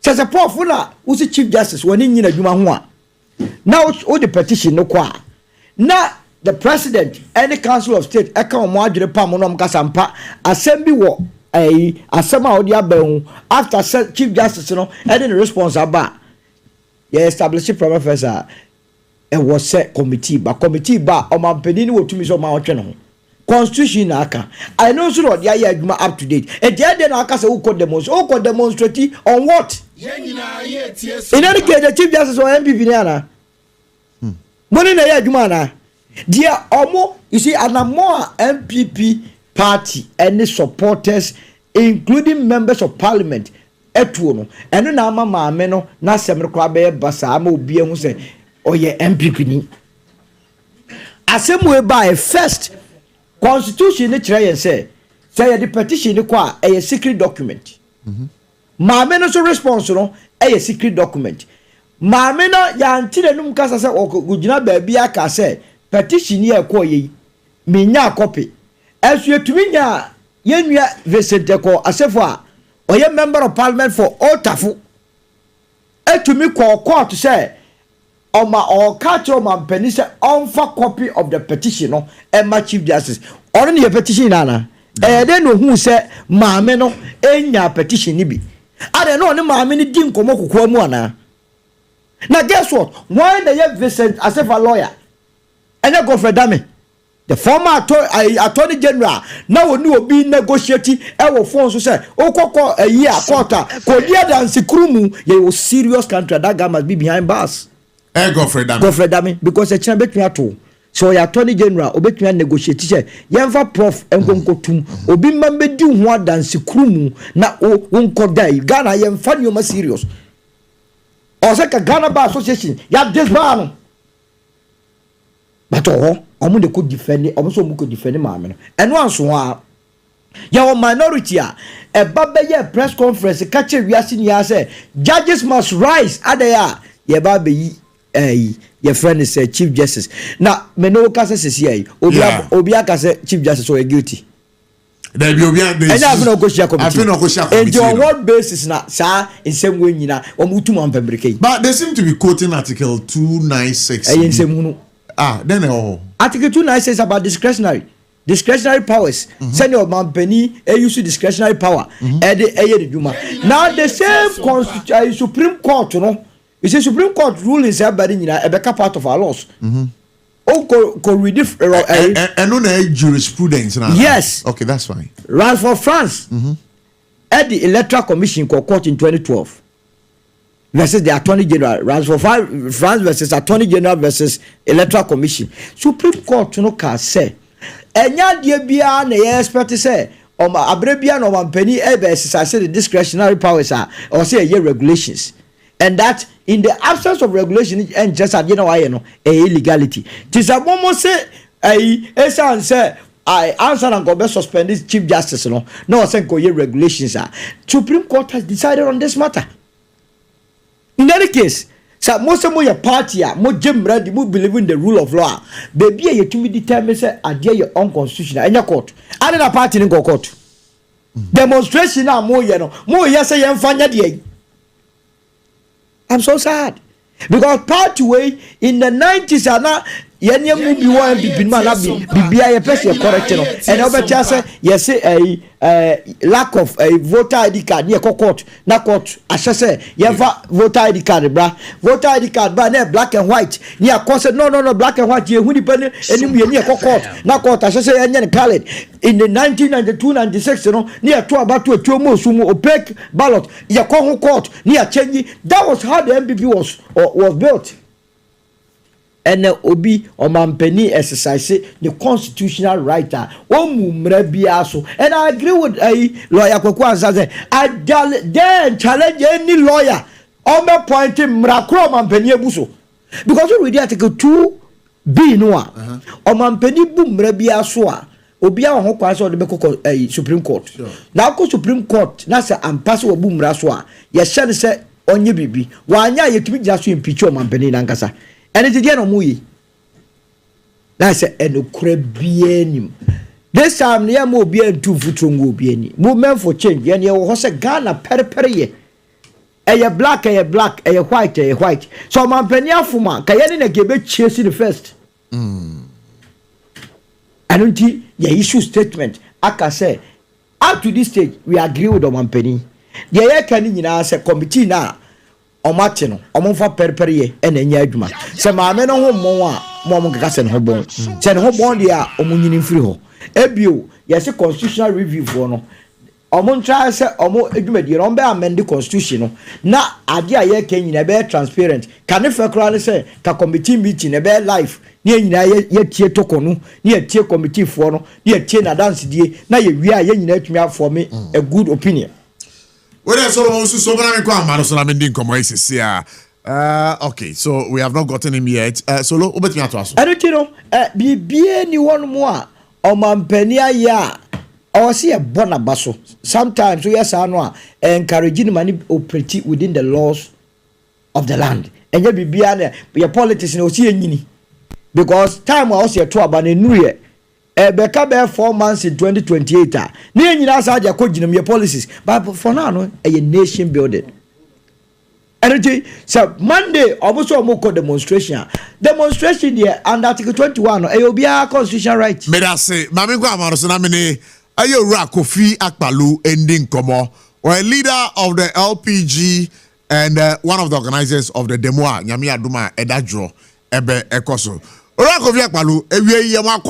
for God and country, Ejumedies was Sompa 106.5 FM in Accra. Sompa FM. Now, I probably say. Oh, when I mean, myself somewhere. Nyamiadum, your friend Prof. Abochie, Bisubi Hoye Pa, Sompa FM, Yida Hoye, Ura Solomon Ususuaha, also Odoson Hoye Pa. Now, Akbalu, you said that draw. Mugwako ye. Na yetre yati hun komo na ye eden ya pacho boy hun komo kakra why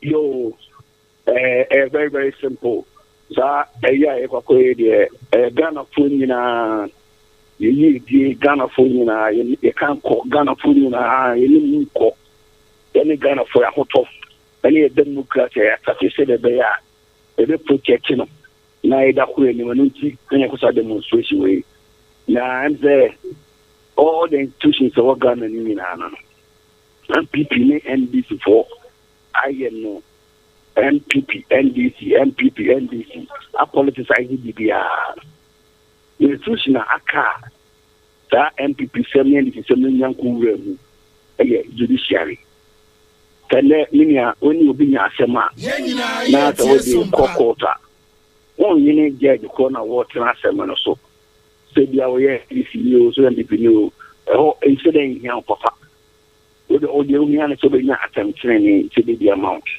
but this year no o ma panyina o tie kunya shi o to na mo bia na hwe na se o to so etusa na mo na e be say judiciary no amana ba be ye MPP NDC e bi be bi no obi nya asem no de kokoto a yem shi no say why ne ko tena asem no so o MPP ni ana fi na mene the amanyo kubai na say na asem ni be say be kana izan say so the Muhammad so yi fi justice ni fi o na was suspending so you the free will think ma na just say so go for NDC ni ni ba tena o na rock of yakalo mintwa wa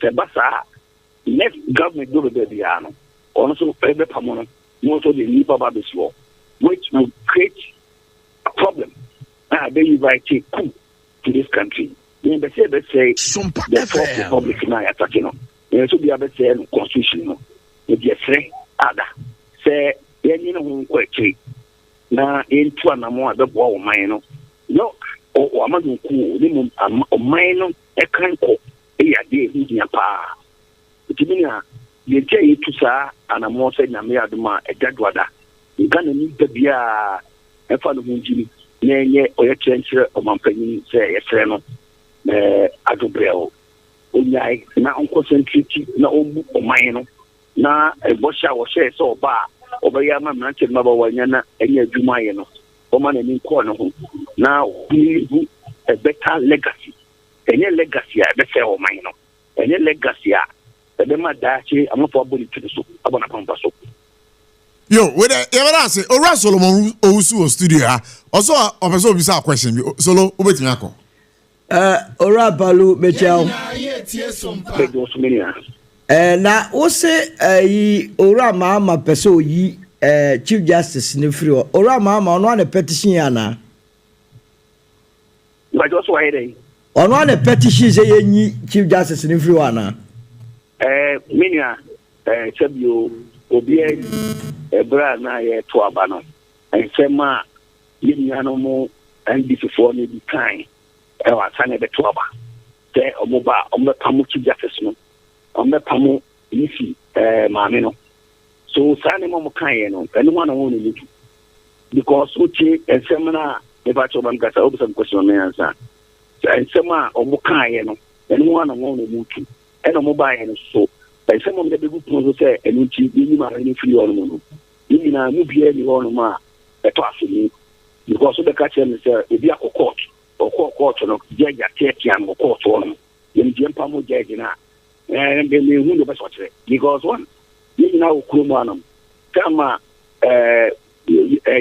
Justice Atububa, India Sama, Nasa, John Mukans, and Biwa Bontain, or Fair Woman. Say, the near are you cool to moon a copatch on the other day? I could you what I say? Get for to me, and you know, PBA court to them. It is okay, and nobody and fatal court to them. The judges there have every right to punish you or to sanction or to do whatever they want to do. And only reason I did judge free the Jumadia would do. Two, Obakacha may say, Chief Justice, it's too na only crew two kwan na o man the fan hoka and that's one the ban two kwan o man the fan hoka. She's the fourth in command in this country or no tenor of office and to four back said a day to so ban before me constitution no e person who buying said the buy be kwa ban be ba take for betina se no nya akukuju my independent no my majuma etino constitution no mo troye no o ban tro ne keke ya makwan say uba ya be fast excuse let you yeah Abalu obetimi a kire me ekwan a de Chief Justice free so dia wo kan ya wo ka sisia no e dia na mo no Ura Mahama atu a kire se wabu constitution a ye didi dwuma na wabu so e dia mra wabu kini say one specific provision in the constitution a kire se Article 222, Article 111, a casse were busu, Mamasa provision. And now what busu name say? Chief Justice, you need a detail on Penathan. You need a detail, Chief Justice, you need a detail on Penathan. We got on Penathan, you're going to and now this will be a woman and in no, but the whole can the article say? They say, competent. And I say, Wakoya, I did a money, and it's just to leave the city. Sadaman, you be anyone of my essay. So you can't tell me she's not competent. Can you tell me she's not competent? Can you tell me the Chief Justice is not competent?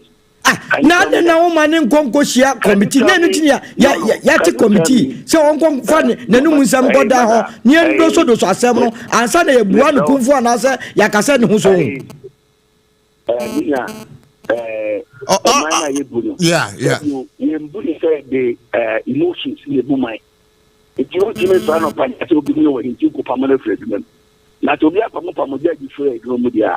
Send any a man of Bessay. Dabi. Apalu. No. You see, Apalu. You wanted to be the president of Ghana, Anameboa. Oh yes, yeah. To Obama said, Mr. Omeba. So let me answer the question. I didn't come here to argue. I came here to answer questions. So if you ask me a question, let me answer. Because you see, I'm educating the public.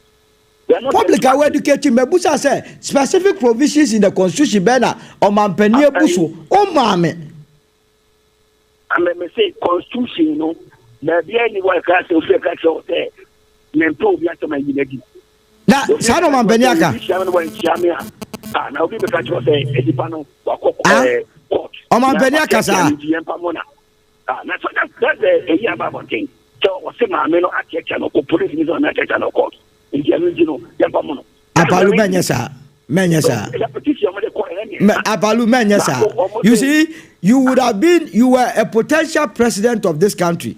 Who we need about and how the constitution about Bediduma. And I am bringing your mind back to the constitution.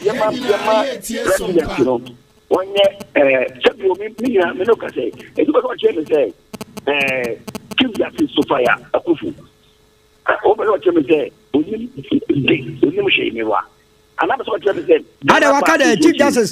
Akufu dia waka na Ghana Association for kana na wunum say Council of State Apalu wunum say Council of State Council of State now working people go na NDC for omnia NDC for so far Akufu NDC me say NDC for nkwan go NDC for nkwan go so Akufu no run is eba Supreme Court.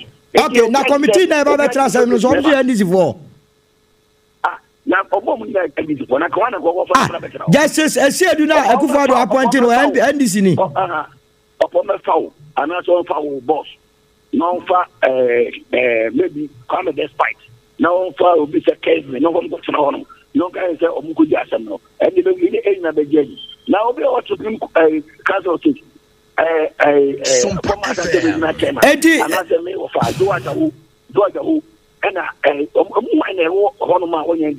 Edi Apalu, are you saying say Mr. Council of State Council of State time on Akufo-Addo also not Council of State na wono no me MP before me boy me say me ba ko MPP enti by your own admonition no Council of State na Akufo-Addo ni omu ya aduma no me MP before no china obo board Professor Kwaku Asa petition to tugu ya nana we say they were all MPP the same thing now omom won na here NDC for so please ye nya kwa na okroma man dey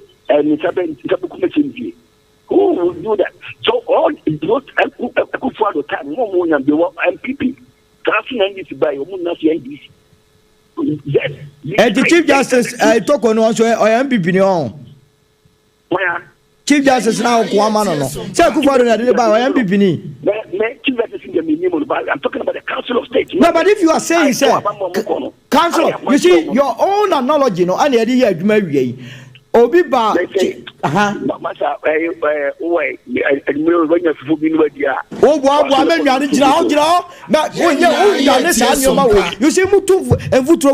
too much. Let us stay there. Only foundation. And I am asking you questions based on the very issue I will raise. What's the Council of State I want to see a NDC for? Council of State I don't want Akufo-Addo side a MP before because Akufo-Addo the appoint and I'm saying Mami I will say Monday, demonstration or MPP ni ana. You see, Prof. Wait, me say that me mamu yes. That is the problem we have in this country. Yes. Yeah, too futrogu Ghana for we are not ready to develop this country. Apalu na ko person be president of this country. Oba yan ko the constitution and the bediduma. Bibusa the simple question say, if a dear constitutional provision ano mampeni me o mampeni mama me support no. Me a movement for change ni. Yeah. But the mere fact say me ni one political party say o ya me mampeni e di me hian ya say ade bia wo ye bia no o ye the constitution. what basa okwa demonstration ade yo mampani from Ghana embra pon no ana mi busa se embra na hemfa na wafom wo so mampani wo opposition no o ka so obeyi no mi busa so mampani na petition say yenyi chief justice na o say any o ka sa how can we build this country like this and the way na one person who gina so twen go for makoko gina street so abra comedy wa wu tie ni ye mema politicians en for wa dwene eni agro because the way anoye marketer lead marketer ma your friend said demonstration because of there and I'm sorry me busu ani bi ni obesiase they have no business whatsoever now wait like so busu ani bi ansa tell me busu afo no ko to abakro mo frɛ me oh what solo asemana me busu afo solo asemana anopa na aboajo afrɛ wi abrefi na Julia afrɛ na ma che ni tira bibi lusu mo no oh we need to tear bibi oh we need to from head to toe busu afo nyina no do ma why apalu awutuwei enanwa electoral commission ye ka se ye pese ye sakra ye ma ye voter register no eye krojin onu ne ko gya electoral commission ka se this electoral commission eye emane ye krojin na bibia ye okay abra na yetumi transfer nipa 38 from Tamale Central and Sanariku to Pusiga onu ne gya se dabi ye mpene wo die che se what is your problem adie no mampani ni ye no emra kwa mu afemu wuni emra bia wu gira so yet wo so ko demonstration mo so amu tueska for demonstration munti o mu yi e be wie na puduo ko for de ko de bia yen hihya adwuma are amu tueska for demonstration ada be say demonstration bia sika o mu ye ko ba sin ko for year and ko for year budget o be wan say twam 2 million no obi botuma ma opposition ye strategy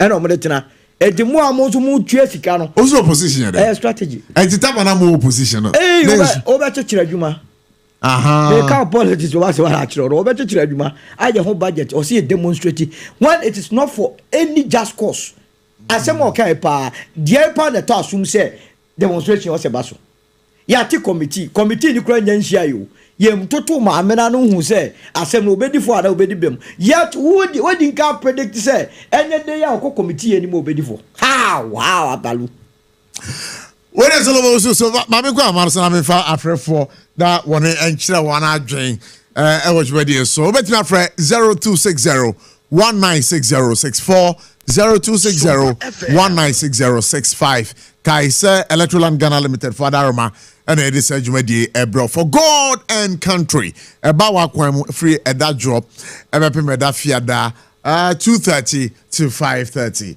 And you can call and share your thoughts on the issues being discussed right here. Hello, good evening. Good evening. We got 1 minute, Kasei. Yeah, we are only on the Macapia Phobia because the pre-Cantamanto. Katamanto, me bacho maron kore entio. Mo eri masuma oyema o my Ghana. Na menya kunya kase dia mamentia incoming event saying uma organizer Tapia Mohammed. Na mentia afa yo market. And I just call the African. Minia. Ni program na me kase Solomon Usune host to. There be sometimes wrong. Strategically, you have to give a balance for them to banter so that we know what the situation is like. So what I say. Sometimes you do that. Solomon Usube say Kofi Apano also o depend na Solomon Usube me pato o depend am Jomama no nya Jomama na okazama no solo anwaya no amwa wo nti mo party no manya percentage bia o ka na wo challenge o ne kasa no odidi watem anwaya say ya na wo di free MPP ana ene wo jina so wo kucha from some control traba solo mo they say John NDC na wo dia wo NDC ni because wo di wa fu and na they be to kasa me ba so they be erukra de member so solo erukra de so hello good evening me ba so 1 minute kasa yi Kwaku at Nikaza 37. Kwaku at 37. Adama Bacho ATY. Prof, Amintia Dr. Baumia, Amintia MPP in Punina. Amincate, my old one and a cate. What is Solomon Usu?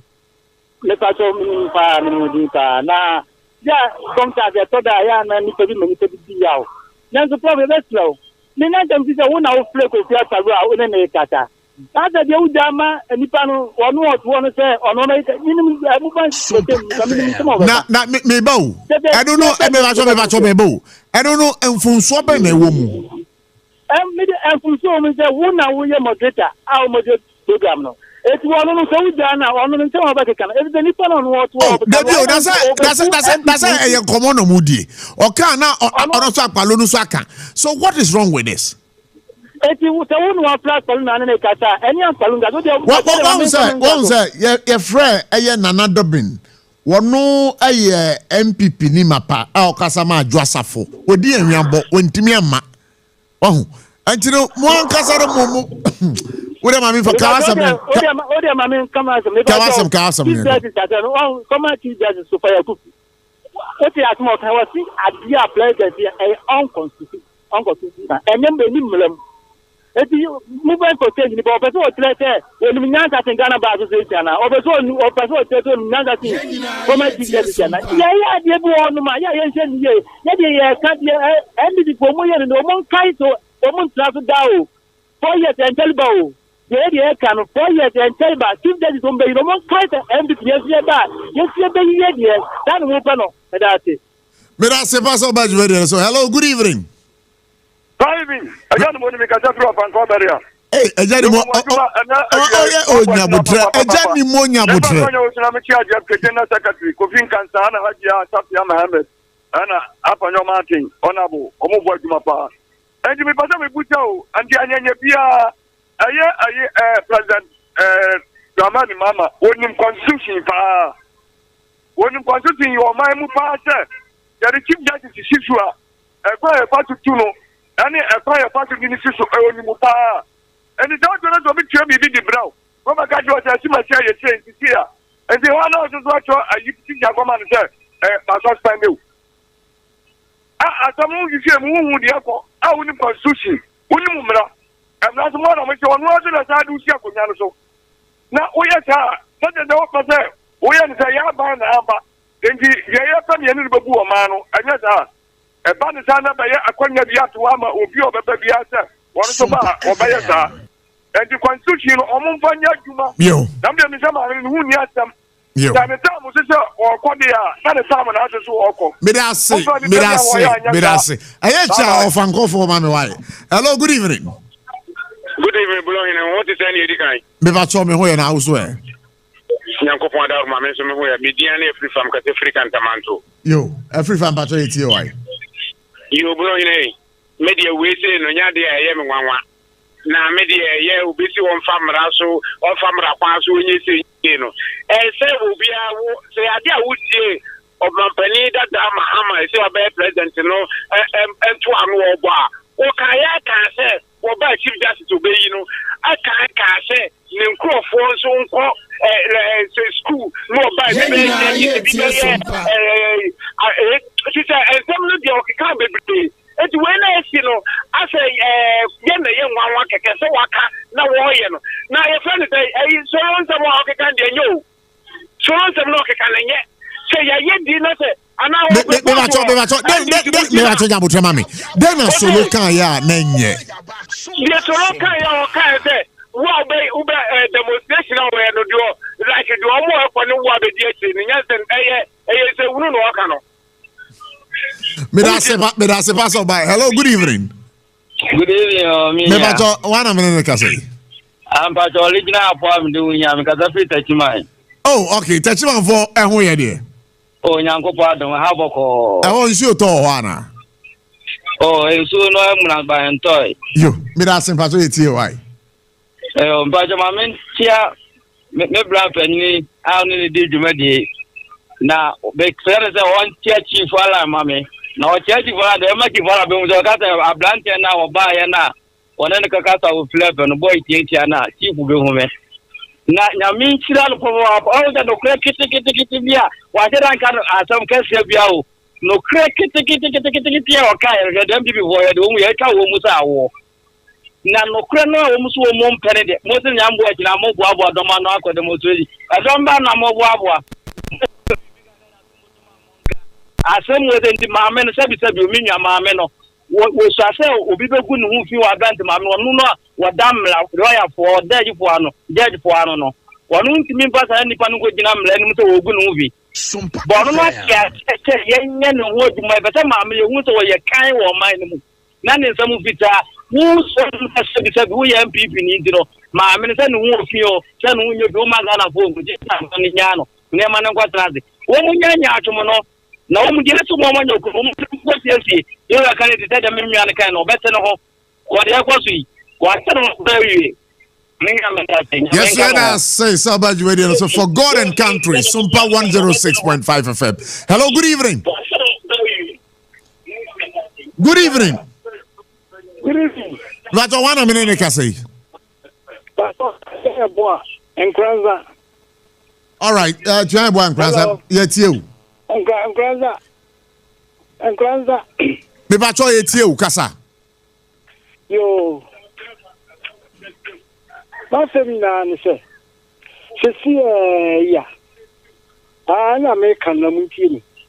My family say, yeah. President was a summer me. Maybe I never want to say, and maybe a trim. Did you know? What is the time? Oh, what's the sign? You can't be more. And was the sign, Chief Justice. Nansa Soka, Woman Yasa, and the embassy for no dear. A woman, I policy pa, 10 beer, 1 bar. Near answer canoe, and now Omoye, but I was slavery. Yes, sir, I say, let's talk to this caller. Hello, good evening. Good evening. We were talking, we didn't be able free. You didn't quadrega upon the Casa Takwa Bumpiaso. Takwa, yeah, say, Emma Quaba, but wait you. More any Ajimasma, more summer or my Ghana. Many you woman, Yademara, and a Zuma. The Musana after Lune, my back on what you're trying to say. Very good. Now I'm on your banking. Emma to look at it. Or no demonstration now, I'm on who if I should be able to look. I don't know, yes, sir. Sompa FM. Because also look back at Memoha. Your mamma and born to one. And it's something you can place on my bar, a soldier for nay, my appointment for you or my dinner, justice, Mamia, or her by zombie you. That's a solo. And you can say what can happen with. Not fair. And what a contrast up a placadam. I'm with the other daddy, petition your bar. And drink a bed. Your mamma will in plan was a diet, you know. It is a more kind of demonstration, but depending. Auntie Solomon, who said, don't call demonstration that. Mirasi, hello, good evening. Hello, good evening. Mirato, 1 minute, Cassie. Oh, I got a city malam like I say. Yo, Mirato, Ukasa free. Ukasa free, city Bawi Malam. Bawi Malam, okay, thank you so much. Yeah, it's you. Okay, Mr. Say, Ghana, the airport is here. Airport is here, and what because ultimate could say, Unia Cotraba or Boman here, or Boss or Boman here.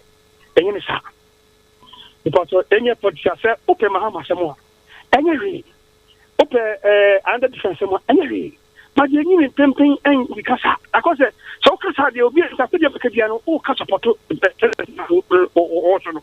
They can say, maybe why I say, who said, Sabi, Yamaka, I want him.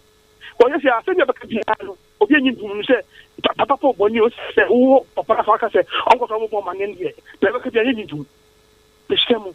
Say, a couple of women can't, Yanya Adia, and Papa. Maybe it was a Rwanda. At some minute here in July. Amma is from your bearman. And it was craving for Hama. Or Kakabadi. Yes, sir, I say Sabaj. So, hello, good evening. Good evening. But I want a minute, Cassie. Is capital. Yo, but it's you.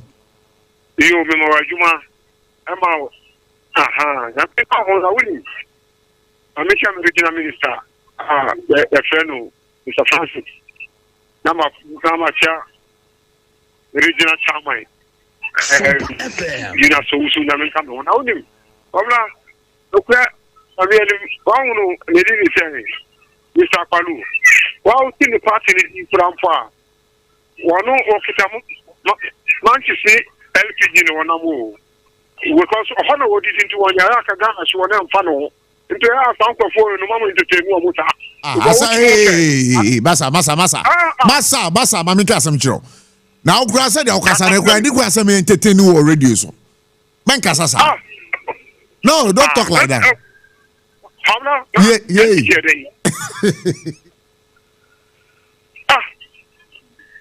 Media minim na some dada until media no credit me call. You would have my friend would have I mean count the say I get you fuck me then you what do you say? But let me say what do you say? I just go one kata uno dio omuyi ba kono no. Now we share the deal say a lawyer for no so no just starting constitution no. Omu say omu nka ho bi omu ye. And then I want to be as so as Maradima or Montpellier say, what this was. While you're more almost 3 months on my head, yeah. And then say, oh, big cancer. So, I do not be a MP for said among who say, I do not ask you on the bread. Another thing is so, I kitty beer. Who said, I tell my ear catcher or mine and no credit. You say no credit, and the best from which I, or Munja or MP seminal. Now, John Dramani Somu and Raswa, Onya Juma, Ghana, ye supreme leader. Maybe that's it. Orasolo. Say, so it's your course. Ninja, a tearful, no problem. Say, Ghana Nibiano, a constitution be a day enemy. Now, what ready? What unya ready a constitution? I say, be a banner their tongue. What kind of bones will be dintra? Ora paluba mi busa a simple question say constitutional provision be no mampani wafum wanjimi anya no de obeka ya na say ye campaign no ora mahama e ka so be chief justice efrio yeah oti wo be bi say ora mahama e ka so be chief justice efrio. The answer is an emphatic no. In any case ora Akufo-Addo teso as president no ora your friend Professor Kwaku Asare alasa Professor Kwakwaza a petition Owura Akufo-Addo say yenyi chief justice yinye de emfiri ho sa time no Owura Akufo-Addo any council of state or eso mo hwe nkratem na asem no enimu anti na mo anyi mi was asem na edimu pa chief justice otis wa me achi say the law is the law obi say adan o say o tu kwan na ode ne ba kwa na emra say onfa ne banka ho ana on a private visit. I don't hear come once. What if you will be a Bob Benassa, Sikasem Goye? Sikana your mind, Diano, say no cry, that's what be a din in Yafu, that's your quack. I didn't tell Mama or Mamma any say all day. And you know, and ya dear and Kofono, ye, no, say a booby abim. Okay, Ura Mahama, and make sure say, on mine and Mrano, and the Bayaduma. Committee is why I tell. Tisa de makan omo for periperi yenya adwuma na no credit daddy na no credit daddy so quick one here. The director of communications for the New Patriotic Party Ura Richard Ahiagba ewa ahomado so Richard yama kwa baba Sompa 106.5 FM na pato ohun ye de yo yana ntia say jam ya adoma da jo mu ye kire kese ewo Ghana ha anya bia no den na mugina so e dia yesa o ye kire no the constitution and my show article 21 you to demonstrate there may be such a democracy in the Katia and the president you want to say to me demonstrate now or Tianka I can't go into Tisha Bontia, and no, quite a big key. My moving out of moving a big key is not the me, I going to some. I figure the only option then is for him to rescind his decision. And so I'm rushed to Ghana, democracy, me, Emma, and near Dua, NCC for so much. Now, among Ghana for just to me more democracy, they are my president. Ghana for ya. Into no, ya boy, to me, I know the Senator on family, but maybe cautious and power. Only in a should be own to me to still a bomb as so cheap. Because of money in India. It's Monday, a theatre potential. There was a Supreme Court, part of the war, Supreme Court in Chemon. It's a Bishop car park. Now, they're touching the three arms of government, judiciary, legislature, and the executive. The petition concerning the president decision, I think it's a we chief justice. This is say, Butaya, or this initial, say, the party, the judiciary, with NDC form, or they undermine the judiciary, now constitutional independence. One. What you do, a big boss, philosopher team. Now, your pen, and will be other. Now, Richie Day, I mean, so, and you know, Oman Penino, I a choir, one would name Swa, Chief Justice Abri, one was suspended no. Ayabiano, why am from so baby? So, Woody, the all year no added to 2 constitution, why am from so biana? Very question. That's what I say in this video. And only NBC focus. Kakasano. And one mind man and Korea. And Mara Kabia a point. The whole country is in your politics. If I could try the most issues of Chief Justice, who besides was Sumo Brana, the brand they are trying to hold that. A question is say, Nipa Noa, only may fast up one so. From so being and this whole thing is a trumped up charges, allegation. And this is what trouble be good. We must not want to for people. I'm international. Because already agenda in your mind, you say, you know, it's almost a idea. Sompa FM. Now, Richard, I just don't want to interject, but I just want to ask this. I don't know. More I dream Bobby say. A year there can a committee no ebema vedita ebe jina so rama mampinyin e dia pamonana. Agenda. Supreme saying Council of State. Come first the case of some finding. Anything.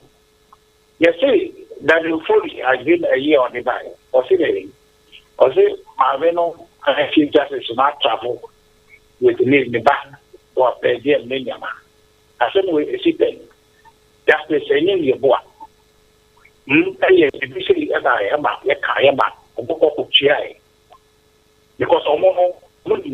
we just have not to achieve grand outcome. Richard, who's a getting Yamrasa? Yeah, they are saying that court so on train. But I know I could suspend. But I know I could suspend the panel. And I want to move that issue way, not a the panel. And I want to move that issue way, not a Godfrey dummy area for my Catholic, or that a Godfrey dummy area for my Catholic, or that a cohort. Any cohort. So they are there. That's a political idea. I'm also and I said governance.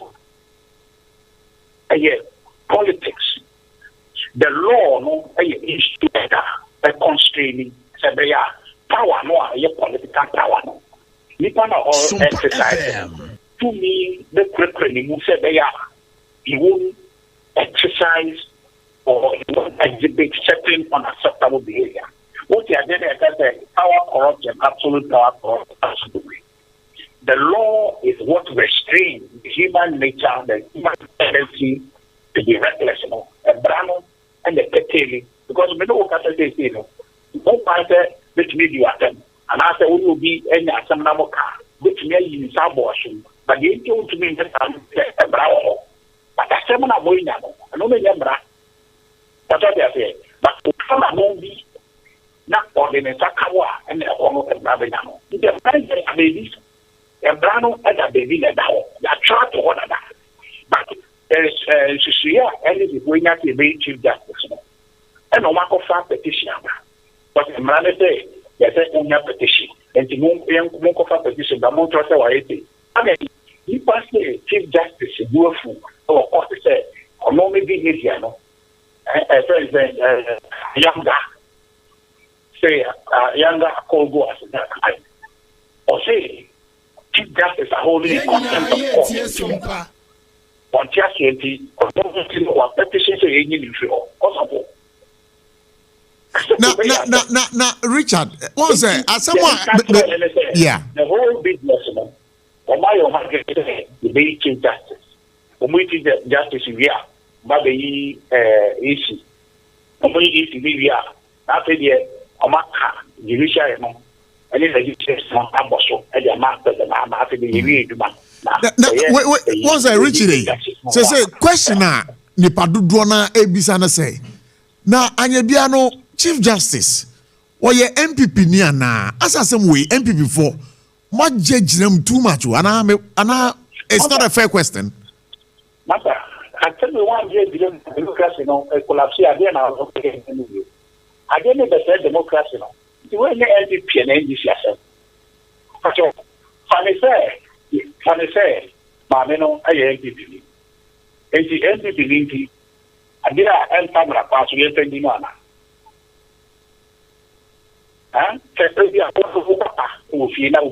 Sompa FM. Ono nyoba pamba intino. Adi anse mfata na onda enfanye no. Yini na aye nipa. Ko dia se. Na ya someone say we focus apart from so NDC na ya dey. Democracy ayo wo sisi. Yini na aye Sompa. Executive, judicial and legislature. Now, judiciary no aye pivotal.